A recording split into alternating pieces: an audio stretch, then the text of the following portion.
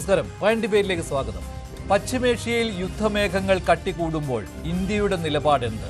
അതിലും വലിയ ചോദ്യം, കേന്ദ്ര സർക്കാർ സ്വീകരിക്കുന്ന നയത്തെ എന്തുകൊണ്ട് കോൺഗ്രസ് തുറന്നെതിർക്കുന്നു? ഒരു വശത്ത് പ്രധാനമന്ത്രി നരേന്ദ്രമോദിയുടെ നേതൃത്വത്തിലുള്ള കേന്ദ്ര സർക്കാർ സമതുലിത നയം പിന്തുടരുന്നുവെന്ന് അവകാശപ്പെടുന്നു. മറ്റേ വശത്ത് സോണിയാഗാന്ധി ചോദിക്കുന്നു, ഇന്ത്യയുടെ വിദേശ നയം ആരുടെ സമ്മർദ്ദത്തിൽ? കോൺഗ്രസിന്റെ ആരോപണങ്ങൾ, ഇറാൻ വിഷയത്തിൽ കേന്ദ്രത്തിന്റെ നിലപാടിൽ വ്യക്തതയില്ല. അമേരിക്ക ഇസ്രായേൽ ബന്ധം മുൻനിർത്തി ഇന്ത്യയുടെ താൽപര്യങ്ങൾ, ചാബഹാർ പോലുള്ള തന്ത്രപ്രധാന പദ്ധതികൾ അപകടത്തിലാകുന്നു. ഊർജ്ജ സുരക്ഷയിൽ അനിശ്ചിതത്വം ഉണ്ടാക്കുന്നു. ഗൾഫ് മേഖലയിലേക്ക് തീപ്പൊരി ചിതറുമ്പോൾ ചോദ്യം കടുപ്പമാവുകയാണ്. ഗൾഫ് രാജ്യങ്ങളിലായി 1 കോടിയോളം ഇന്ത്യൻ പ്രവാസികൾ ജീവിക്കുന്ന സാഹചര്യത്തിൽ ഇന്ത്യക്ക് ഇറാനൊപ്പം നിൽക്കാൻ കഴിയുമോ? ഒരു വശത്ത് അമേരിക്കയും ഇസ്രയേലും ഇറാനുമായുള്ള ഇന്ത്യയുടെ തന്ത്രപ്രധാന ബന്ധങ്ങൾ, മറുവശത്ത് ഗൾഫ് രാജ്യങ്ങളിലെ ഇന്ത്യൻ ജനസാന്നിധ്യം. ആരോടും ചേർന്ന് നിൽക്കാതെ സംവാദവും സമാധാനവും ആവശ്യപ്പെടുന്ന നിലപാട്. ദേശീയ താൽപര്യം കണക്കിലെടുത്തുള്ള നയതന്ത്ര മൗനം മുതലെടുക്കാനോ ഇപ്പോൾ കോൺഗ്രസിന്റെ തന്ത്രം? ഇറാനെതിരായ പഴയ കോൺഗ്രസ് നിലപാട് മറച്ചുവെച്ചോ സോണിയാഗാന്ധി? വൈൻ ഡിബേറ്റ് ചർച്ച ചെയ്യും.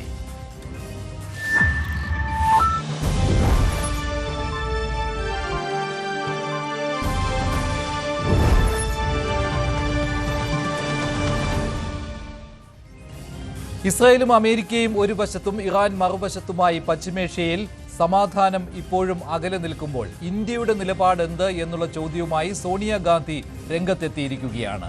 ഇന്ത്യയുടെ നിശബ്ദത അത് നിഷ്പക്ഷമല്ല എന്നാണ് കോൺഗ്രസിന്റെ നിലപാട്. അതേസമയത്ത് തന്നെയാണ് ഇറാനൊപ്പം നിൽക്കണം എന്നുള്ള നിലപാട് ഇന്ത്യ എടുക്കണം എന്ന് സോണിയാഗാന്ധി ആവശ്യപ്പെടുന്നത്. മുൻപ് ഇന്ത്യ ഇറാനൊപ്പം നിന്ന നിലപാടുകൾ ചൂണ്ടിക്കാണിച്ചാണ് സോണിയാഗാന്ധിയുടെ ഈ ആവശ്യം. എന്തുകൊണ്ട് കോൺഗ്രസ് ഇറാനൊപ്പം നിൽക്കണമെന്ന് വാശി പിടിക്കുന്നു? വൈൻ ഡിബേറ്റ് ചർച്ച ചെയ്യുകയാണ്. ശ്രീ ശ്രീജിത്ത് പണിക്കർ, ശ്രീ മോഹൻ വർഗീസ്, ശ്രീ റോണി കെ ബേബി എന്നിവർ ചേരുകയാണ്. ശ്രീ മോഹൻ വർഗീസ്, ഇപ്പോൾ സോണിയാഗാന്ധി പറയുന്നത് അത് കോൺഗ്രസിന്റെ നിലപാട് തന്നെയാണ്. ഇതിനോടൊപ്പം നിൽക്കാൻ കഴിയുമോ? അങ്ങനെ ഒരു നിലപാട് കേന്ദ്ര സർക്കാർ സ്വീകരിക്കേണ്ട ആവശ്യമുണ്ടോ ഇപ്പോൾ? സോണിയാഗാന്ധിക്ക് അത് പറയാം. പക്ഷേ യഥാർത്ഥത്തിൽ വിദേശ നയ രൂപീകരണം ഗവൺമെൻറ്റിൻ്റെ പ്രൊറോഗറ്റീവാണ്. നിലവിലുള്ള ഇൻകംബന്റ് ഗവൺമെൻറ് ദീർഘകാല ഒരു ട്രാക്ക് റെക്കോർഡും ഇന്നത്തെ ആവശ്യവും നമ്മുടെ രാജ്യ താൽപ്പര്യം എല്ലാം പരിഗണിച്ചുകൊണ്ട് നിലപാടെടുക്കുന്നു. അതാണ് വിദേശ നയം. ഒരു രാജ്യത്തോട് എടുക്കേണ്ട വിദേശ നയം, ഒരു വിഷയത്തോട് എടുക്കേണ്ട പ്രത്യേക നിലപാട്, ഇതെല്ലാം തന്നെ ഇൻകംബന്റ് ഗവൺമെൻറ്റിൻ്റെ ഒരു പ്രൊറോഗറ്റീവാണ്. പക്ഷേ അത് മുൻകാലങ്ങളിൽ വ്യത്യസ്തമായ രാഷ്ട്രീയ കക്ഷി നയിക്കുന്ന ഒരു ഗവൺമെൻറ് ആകാം ഉണ്ടായത്. അന്നെടുത്ത നിലപാടുകളുടെ തുടർച്ചയാണ് പലപ്പോഴും ഇപ്പോഴത്തെ ഗവൺമെൻറ് എടുക്കുന്നത്. ചില കാര്യങ്ങളിലെങ്കിലും അതിന് മാറ്റം വന്നേക്കാം. അങ്ങനെ മാറ്റം വരുമ്പോൾ അത് നിഷ്പക്ഷത എന്ന ഒരു കാര്യം ഇവിടെ ചൂണ്ടിക്കാണിക്കുന്നത് ഏത് സാഹചര്യത്തിലാണ്? ഇന്ത്യ ഒരിക്കലും ആ സെൻസിൽ നിഷ്പക്ഷമായിരുന്നില്ല, പക്ഷേ നോൺ അലൈൻഡ് ആയിരുന്നു. നോൺ അലൈൻമെൻറ്റിൻ്റെ ശില്പികളിൽ പ്രമുഖനായ ജവഹർലാൽ നെഹ്റു പല ആവർത്തി പറഞ്ഞിട്ടുണ്ട്, non alignment does not mean neutrality. Non aligned ആണെന്ന് പറയുമ്പോൾ അന്ന് ശീതയുദ്ധം ഉണ്ടായിരുന്ന 1945-നും 1999-നും ഇടയ്ക്കുള്ള ആ ഒരു 45 വർഷക്കാലം, ആ സമയത്ത് രണ്ട് ചേരിയിലും ഔപചാരികമായി ചേരാതെ വിഷയ അധിഷ്ഠിതമായി നിലപാടുകൾ പറയുന്ന നയമാണ് ചേരിചേരാ നയം. അങ്ങനെയല്ലേ സംഭവിച്ചിട്ടുള്ളത്? ഒരിക്കലും ഒരു സോവിയറ്റ് യൂണിയനോട് അടുത്ത് നിൽക്കുമ്പോഴും പൂർണ്ണമായി സോവിയറ്റ് ക്യാമ്പിലായിരുന്നു എന്ന് പറയാനാവില്ല. ലേശം ഇഷ്ടം കൂടുതൽ സോവിയറ്റ് യൂണിയനോടായിരുന്നു എന്നത് പരസ്യമായ രഹസ്യമാണ്. പക്ഷേ നിലപാടുകളുണ്ടായിരുന്നു. നിലപാടുകൾ പലപ്പോഴും പറഞ്ഞിട്ടുമുണ്ട്. സൗത്ത് ആഫ്രിക്കയിലെ റേഷ്യൽ ഡിസ്ക്രിമിനേഷൻ, അപ്പാർത്തൈഡ്, അക്കാര്യത്തിൽ നിലപാട് പറഞ്ഞിട്ടുണ്ട്. പാലസ്തീനിയൻ കോസിൽ വ്യക്തമായ നിലപാട് ആദ്യം തന്നെ എടുത്തിട്ടുള്ള ഒരു രാജ്യമാണ്. ഇവിടെയും നിലപാട് പറഞ്ഞിട്ടുണ്ട് ഇന്ത്യ. സമാധാനത്തിന് വേണ്ടിയാണ് ഇന്ത്യ നിലകൊള്ളുന്നത്, യുദ്ധം ഒന്നിനും പരിഹാരമല്ല, അതുകൊണ്ട് യുദ്ധം നിർത്തണം എന്നുള്ള കാര്യം ഇന്ത്യ ആവശ്യപ്പെട്ടിട്ടുണ്ട്. പക്ഷേ അത് നിശബ്ദതയാണെന്നാണ് കോൺഗ്രസിന്റെ നിലപാട്. അത് നിഷ്പക്ഷതയല്ല എന്നും കോൺഗ്രസ് പറഞ്ഞു വെക്കുകയാണ്. ശ്രീ മഞ്ജുഷ്, അതിലൊരു ക്ലാരിറ്റിയാണ്. ഇപ്പോൾ ഈ സമദൂരത്തിൽ നിന്നും ശരിദൂരം കണ്ടെത്താനുള്ള ശ്രമം. അല്ല, അങ്ങനെയാണെങ്കിൽ ഏതിനെങ്കിലും ഒന്നിനെ അനുകൂലിക്കുകയും ഒന്നിനെ പ്രതികൂലിക്കുകയും ചെയ്യണം. അമേരിക്ക ഇസ്രായേൽ ആക്രമണം ഇറാന് മേൽ, അതിനെ ഞങ്ങൾ എതിർക്കുന്നു എന്ന് പറയണം. ഇറാനൊപ്പമാണ് നിൽക്കുന്നത്. കാരണം ഒരു ഭരണാധികാരിയെ കൊലപ്പെടുത്തുക എന്നുള്ളത്, ആ രാജ്യത്തിലേക്ക് മിസൈൽ അയച്ച് കൊലപ്പെടുത്തുക എന്നുള്ളത്, അതിനൊപ്പം ഇന്ത്യക്ക് നിൽക്കാൻ പറ്റില്ല എന്ന് പറയേണ്ടി വരും. അങ്ങനെ പറയുന്നില്ല. ഇപ്പോൾ ഇരയോടൊപ്പവുമല്ല, വേട്ടക്കാരനോടൊപ്പവുമല്ല, അതുക്കും മേലെ മൂന്നാമതൊരു കാര്യം സമാധാനത്തിൻ്റെ പക്ഷത്താണ്. അതാണ് പക്ഷം. ഈ സമാധാനത്തിൻ്റെ പക്ഷം ചർച്ചയുടെ പക്ഷമാണ്. ആ കാര്യത്തിൽ ക്ലിയറായി പറയുമ്പോഴും എങ്ങനെ സമാധാനം എന്നതിനെക്കുറിച്ച് കൃത്യമായൊരു ബ്ലൂ പ്രിൻ്റ് മുന്നോട്ട് വെക്കാൻ ഒന്നുകിൽ മധ്യസ്ഥത, അത് ഇന്ത്യയെ സംബന്ധിച്ചിടത്തോളം ഏതെങ്കിലും രാജ്യങ്ങൾ അമേരിക്കയാണ് ഒരു വശത്ത്, ഇന്ത്യയുടെ മധ്യസ്ഥത സ്വീകരിച്ചുകൊണ്ട് അമേരിക്ക ഒരു കാര്യം നീക്കുമോ? അതുകൊണ്ട് അതൊക്കെ ഉട്ടോപ്യൻ ഐഡിയാസ് ആണ്, അങ്ങനെ ചെയ്യാനാവില്ല. അങ്ങനെയെങ്കിൽ പരമാവധി ചെയ്യുന്നത് ലോകരാജ്യങ്ങൾ അമേരിക്കൻ പ്രസിഡന്റുമായും അതുപോലെ ഇസ്രായേലി പ്രധാനമന്ത്രിയുമായും ഇന്ത്യയുടെ പ്രധാനമന്ത്രിക്കുള്ള സവിശേഷമായ ബന്ധം ഉണ്ടെങ്കിൽ സവിശേഷ ബന്ധം വെച്ചുകൊണ്ട് പരമാവധി ഒരു ഇൻ്റർലക്യൂട്ടർഷിപ്പ്, ഇതാണ് ഭാരതത്തിന് ഒരു ഘട്ടത്തിൽ ചെയ്യാവുന്നത്. രണ്ട്, ഇറാനുമായി ഈ പറയുന്ന ക്ലെയിം അനുസരിച്ചുള്ള ബന്ധം ഉണ്ട് എങ്കിൽ ഇറാൻ്റെ ഇപ്പോഴത്തെ അവശേഷിക്കുന്ന നേതൃത്വം അതാരാണ് എന്ന് ഇന്ത്യൻ ഗവൺമെൻറ് അറിയാമെങ്കിൽ അവിടെ കൂടെ ഒരു നയതന്ത്ര ശ്രമം നടത്താവുന്നതേ ഉള്ളൂ. ഏതായാലും 9 രാജ്യങ്ങളുമായി, ഗൾഫ് മേഖലയിലെ 9 രാജ്യങ്ങളുമായി ഇന്ത്യൻ പ്രധാനമന്ത്രി സംസാരിച്ചു. അത് ആ രാജ്യങ്ങൾ ഐക്യദാർഢ്യം പ്രഖ്യാപിച്ചു. പക്ഷേ ഇപ്പോൾ കോൺഗ്രസ് നേതാക്കൾ പറയുന്നത്, പ്രത്യേകിച്ച് മുൻ UPA ചെയർപേഴ്സൺ സോണിയാഗാന്ധി പറയുന്നത്, എന്തുകൊണ്ട് ആക്രമണ വിധേയമായ ഇറാനോട് ഐക്യദാർഢ്യം പ്രഖ്യാപിച്ചിട്ടില്ല? പക്ഷെ അങ്ങനെ വരുമ്പോൾ അത് ചേരിചേരാ നയത്തിന് എതിരെയുമാണല്ലോ. സോണിയാഗാന്ധി പറഞ്ഞു വയ്ക്കുന്നത്, ഇപ്പോൾ സോണിയാഗാന്ധിയുടെ ആ മുഴുവൻ ലേഖനം വായിച്ചു നോക്കുമ്പോൾ ഇന്ത്യയുടെ നിലപാട് അമേരിക്കയ്ക്കും ഇസ്രായേലിനും അനുകൂലമായി വരുന്നു എന്നാണ്. അതേസമയത്ത് തന്നെ സോണിയ പറയുന്നുണ്ട് ഈ സമതുലിത നയം, അതായത് ചേരിചേരാ നയം തന്നെ വേണം എന്നുള്ള കാര്യം, അതിന്റെ പ്രാധാന്യത്തെക്കുറിച്ച് പറയുന്നുമുണ്ട്. അപ്പോൾ കോൺഗ്രസിന്റെ നിലപാട് എന്താണ് ശ്രീ റോണി കെ ബേബി ഈ വിഷയത്തിൽ? ഇന്ത്യയുടെ വിദേശകാര്യ നയം, ഫോറിൻ പോളിസി സ്വാതന്ത്ര്യത്തിന് ശേഷം നമ്മൾ അടിയുറച്ചു നിന്നത് ഐക്യരാഷ്ട്രസഭയുടെ UN ചാർട്ടർ, അതിന്റെ അടിസ്ഥാനത്തിൽ നടത്തിയ പ്രഖ്യാപനങ്ങൾ, അതിൽ ഏറ്റവും പ്രധാനപ്പെട്ടത് എന്ന് പറയുന്നത് രാജ്യത്തിന്റെ പരമാധികാരം, അതുപോലെ തന്നെ പരസ്പരമുള്ള സഹവർത്തിത്വം, കോ എക്സിസ്റ്റൻസ്, അതൊക്കെയായിരുന്നു നമ്മുടെ ഫോറിൻ പോളിസിയുടെ അടിസ്ഥാന ഘടകങ്ങൾ എന്ന് പറയുന്നത്. നമ്മൾ ഇരകളാക്കപ്പെടുന്ന രാഷ്ട്രങ്ങളുടെ പേരിൽ നമ്മൾ അങ്ങനെ ലോകത്ത് നടന്നിരിക്കുന്ന അതുപോലെ നടന്ന അധിനിവേശങ്ങൾ, അതിനെയൊക്കെ നമ്മൾ ശക്തമായ ഭാഷയിൽ അവലംബിച്ചിട്ടുണ്ട്. എതിർപക്ഷത്ത് ആരാണ് എന്ന് നോക്കിക്കൊണ്ടല്ല. അത് കോൺഗ്രസ് ഗവൺമെന്റ് മാത്രമല്ല, നെഹ്റുവിന് ശേഷം വന്ന വിദേശകാര്യ നയം അതിന്റെ ഭാഗമായിട്ടാണല്ലോ 1979 ചൈനയില് അന്ന് വിദേശകാര്യമന്ത്രിയായിരുന്ന അടൽ ബിഹാരി വാജ്പേയി സന്ദർശനം നടത്തുകയായിരുന്നു. ആ സമയത്താണ് ചൈന വിയറ്റ്നാമിൽ അധിനിവേശം നടത്തുന്നത്. ആ നിമിഷം ആ യാത്ര ആ സന്ദർശനം വെട്ടിച്ചുരുക്കിക്കൊണ്ട് അവിടെ നിന്നും അന്ന് ഇന്ത്യയുടെ വിദേശകാര്യമന്ത്രിയായിരുന്ന AB വാജ്പേയി അവിടുന്ന് ചൈനയിൽ നിന്ന് തിരിച്ച് പോരുകയാണ് ചെയ്തത്. ഇവിടെ നമ്മൾ നോക്കേണ്ടത്, കാലാകാലങ്ങളായി നമ്മൾ ഇന്ത്യ വളർത്തിക്കൊണ്ടുവന്ന ഒരു വിദേശകാര്യ നയമുണ്ട്. കാരണം നമ്മൾ നിലകൊണ്ടത് എന്ന് പറയുന്നത് സാമ്രാജ്യത്വ വിരുദ്ധ പോരാട്ടങ്ങളുടെ ഭാഗമായി. നമുക്കറിയാം ബ്രിക്സ് എന്ന് പറയുന്ന ഇവിടെ ഗൾഫ് രാജ്യങ്ങൾ ആക്രമിക്കപ്പെടുമ്പോൾ ഇന്ത്യക്ക് എങ്ങനെ ഇറാനൊപ്പം നിൽക്കാൻ പറ്റും? ആ ഒരു ചോദ്യം സിമ്പിൾ അല്ലേ? ആ ചോദ്യത്തിന് ഉത്തരം കോൺഗ്രസ് എന്ത് നൽകും? 1 കോടിയോളം പ്രവാസികളാണ് ഉള്ളത് ഗൾഫ് രാജ്യങ്ങളിൽ. ഇതിന്റെ അകത്തുള്ള ഇരട്ടത്താപ്പാണ് പ്രശ്നം. കാരണം മറ്റ് ഗൾഫ് രാജ്യങ്ങളിലെ രാഷ്ട്ര നേതാക്കന്മാരെ പ്രധാനമന്ത്രി വിളിക്കുന്നു, അവരോട് പറയുന്നു, നിങ്ങളുടെ പരമാധികാരത്തിനുമേൽ കടന്നുകയറ്റം നടക്കുമ്പോൾ നിങ്ങളോടൊപ്പമാണ് ഇന്ത്യ എന്ന് പറയുമ്പോൾ, അതുപോലെ തന്നെ ഒരു പരമാധികാരത്തിനുമേൽ നടന്ന ഒരു കടന്നാക്രമണമാണ് ഇറാനിൽ നടന്നത്. അത് ഒരു സ്വതന്ത്ര പരമാധികാര രാജ്യമാണ്. ആ രാജ്യത്തെ ഒരു മുൻകൂട്ടി അനുമതിയില്ലാതെ മുൻകൂട്ടി ഒരു വാർണിംഗ് പോലും കൊടുക്കാതെ ആക്രമിക്കുക മാത്രമല്ല ചെയ്തത്. അവിടുത്തെ രാഷ്ട്രത്തലവൻ, അദ്ദേഹം എന്തുമായിക്കോട്ടെ, അദ്ദേഹത്തിന്റെ എന്ത് രാഷ്ട്ര നിലപാടും ആയിക്കോട്ടെ, ആ രാഷ്ട്രത്തലവനെ പോലും അന്താരാഷ്ട്ര നിയമങ്ങൾ എല്ലാം വയലേറ്റ് ചെയ്തുകൊണ്ട് ഏകപക്ഷീയമായി വധിച്ചിട്ട് ഇപ്പോൾ ഇന്ത്യ ആർക്കൊപ്പം നിൽക്കുന്നു എന്നതാണ് ഇവിടുത്തെ യഥാർത്ഥ പ്രശ്നം. നമ്മുടെ നിശബ്ദത. കാരണം നമ്മൾ ആ ഒരു വിഷയത്തിൽ അവലംബിക്കുവാൻ പോലും നമ്മൾ തയ്യാറാകാതെ ഇറാൻ തിരിച്ചടിച്ചപ്പോൾ മറ്റു രാജ്യങ്ങളുടെ പരമാധികാരത്തിന്മേൽ ഇറാൻ കടന്നു കയറി എന്ന് പറഞ്ഞുകൊണ്ട് ആ രാജ്യങ്ങൾക്ക് ഐക്യദാർഢ്യം പ്രഖ്യാപിക്കുമ്പോൾ ഇവിടെയുള്ള യഥാർത്ഥ പ്രശ്നം നമ്മൾ മനസ്സിലാക്കേണ്ടത് എന്താ? ഇറാൻ എല്ലാ കാലവും ഇന്ത്യക്കൊപ്പം നിന്ന രാജ്യമാണ്. അവിടുത്തെ മതപരമായ കാര്യങ്ങൾ അവിടെ നിൽക്കട്ടെ. നമുക്കറിയാം 2016 നരേന്ദ്രമോദി പ്രധാനമന്ത്രിയായപ്പോൾ അദ്ദേഹം എടുത്തു പറഞ്ഞൊരു കാര്യമുണ്ട്. 2001 ഗുജറാത്തിൽ ഉണ്ടായ എർത്ത്ക്വേക്ക്, അന്നുണ്ടായ ഭൂകമ്പത്തില് ഇന്ത്യക്ക് ഏറ്റവും അധികം പിന്തുണയുമായി വന്ന രാജ്യമാണ് ഇറാൻ എന്ന് എടുത്തു പറഞ്ഞ നേതാവാണ് നമ്മുടെ പ്രധാനമന്ത്രി ശ്രീ നരേന്ദ്രമോദി. ഇതുപോലെ 1993 ഞാനൊരു ഉദാഹരണം ചൂണ്ടിക്കാണിക്കുക. അന്ന് ഈ പറയുന്ന ഗൾഫിലുള്ള organisation of Islamic countries OIC അവർ ഐക്യരാഷ്ട്രസഭയുടെ മനുഷ്യാവകാശ സംഘടനയിൽ ഒരു റെസൊല്യൂഷൻ കൊണ്ടുവന്നു ഇന്ത്യക്കെതിരെ. കാശ്മീർ വിഷയത്തിൽ ഇന്ത്യ അവലംബിച്ചുകൊണ്ട്, ഇന്ത്യയെ വിമർശിച്ചുകൊണ്ട് അന്ന് അവരൊരു പ്രമേയം കൊണ്ടുവന്നപ്പോൾ അതിന് തടയിട്ടത് ഇറാനാണ്. ഇതുകൊണ്ട് നമുക്കറിയാം. പക്ഷെ അതിനുശേഷം കശ്മീരിൽ മനുഷ്യാവകാശ ധ്വംസനം നടക്കുന്നു എന്നുള്ള നിലപാടും ഇറാൻ സ്വീകരിച്ചിരുന്നു. അത് UPA സർക്കാരിന്റെ കാലത്താണ്. ശ്രീത് പണിക്കർ, റോണി കെ ബേബി പറഞ്ഞത് സോണിയാഗാന്ധി പറഞ്ഞ കാര്യങ്ങളാണ്. അതിൽ അർത്ഥസത്യങ്ങളും ഒളിച്ചിരിപ്പില്ലേ? തീർച്ചയായിട്ടും സോണിയാഗാന്ധിയുടെ ആ ഒരു ന്യൂസ് ആർട്ടിക്കിൾ അല്ലെങ്കിൽ അതിലെ ഒരു ലേഖനം എന്ന് പറയുന്നത് പൂർണ്ണമായിട്ടും അർത്ഥസത്യങ്ങളെയോ ചരിത്രപരമായിട്ടുള്ള പൂർണ്ണമായിട്ടുള്ള കാര്യങ്ങളെപ്പറ്റി ആൾക്കാരോട് പറയാതിരിക്കുകയോ ചെയ്യുകയാണ്. പൂർണ്ണമായിട്ട് അതിൻ്റെ വിഷയം പറഞ്ഞിരുന്നുവെങ്കിൽ ആ കാര്യങ്ങളൊന്നും തന്നെ ആ ലേഖനത്തിൽ എഴുതാനായിട്ട് സോണിയാഗാന്ധിക്ക് സാധിക്കുകയുമില്ലായിരുന്നു. കോൺഗ്രസ് ഈ വിഷയത്തിൽ, പ്രത്യേകിച്ച് സോണിയാഗാന്ധി അടക്കമുള്ള നേതാക്കൾ ഇതിൽ പ്രതികരിക്കുന്നത് ഇന്ത്യ ഈ വിഷയത്തിൽ എന്തോ ഒരു റഫറിയാണ് എന്ന മട്ടിലാണ്. അതായത് വെസ്റ്റ് ഏഷ്യയിൽ ഒരു സംഘർഷം ഉണ്ടാകുന്ന സമയത്ത്, ഗൾഫ് മേഖലയെ ബാധിക്കുന്ന ഒരു വിഷയം ഉണ്ടാകുന്ന സമയത്ത് അത് ഇന്ത്യ ഇടപെടേണ്ടുന്ന ഒരു വിഷയമാണ് എന്ന രീതിയിലത്തേക്കാണ് കൊണ്ടുവരാനായിട്ട് ശ്രമിക്കുന്നത്. പക്ഷെ അങ്ങനെ ആയിരുന്നുവെങ്കിൽ ഇവിടെ ഏതൊക്കെ സമയങ്ങളിൽ ഗൾഫ് രാജ്യങ്ങളിൽ എവിടെയൊക്കെ അധിനിവേശം ഉണ്ടായിട്ടുണ്ട്, ആക്രമണം ഉണ്ടായിട്ടുണ്ട്, ആ സമയത്തെല്ലാം തന്നെ ഇന്ത്യ ബഹുഭൂരിപക്ഷം സമയവും കോൺഗ്രസ് ആണ് ഭരിച്ചിരുന്നത്. എന്ത് തരത്തിലുള്ള നിലപാടാണ് എടുത്തിരുന്നത് എന്നതിനെക്കുറിച്ച് വിശദീകരിക്കേണ്ടി വരും. പിന്നെ ഇവിടെ ശ്രീ റോണി പറഞ്ഞത് ശ്രീമതി സോണിയാഗാന്ധി പറഞ്ഞതിന് തുല്യമായിട്ടുള്ള കാര്യമാണ്. ഇറാൻ എപ്പോഴും ഇന്ത്യക്കൊപ്പമാണ് നിന്നത്. 1993-94 കാലഘട്ടത്തിൽ ഇസ്ലാമിക രാഷ്ട്രങ്ങളുടെ സംഘടന ഒന്നാകെ ഒരു തീരുമാനമെടുക്കുന്നു, കാശ്മീർ വിഷയം നമുക്ക് UN കൊണ്ടുവന്ന് ഇന്ത്യക്കെതിരെ പ്രമേയം അവതരിപ്പിക്കണമെന്ന്. അന്ന് ടെഹ്റാനാണ് അതിനെ എതിർത്തത്. ശരിയാണ്, ഇറാൻ അന്ന് നമ്മളോടൊപ്പം നിന്നു എന്നുള്ളത് വളരെ സത്യമാണ്.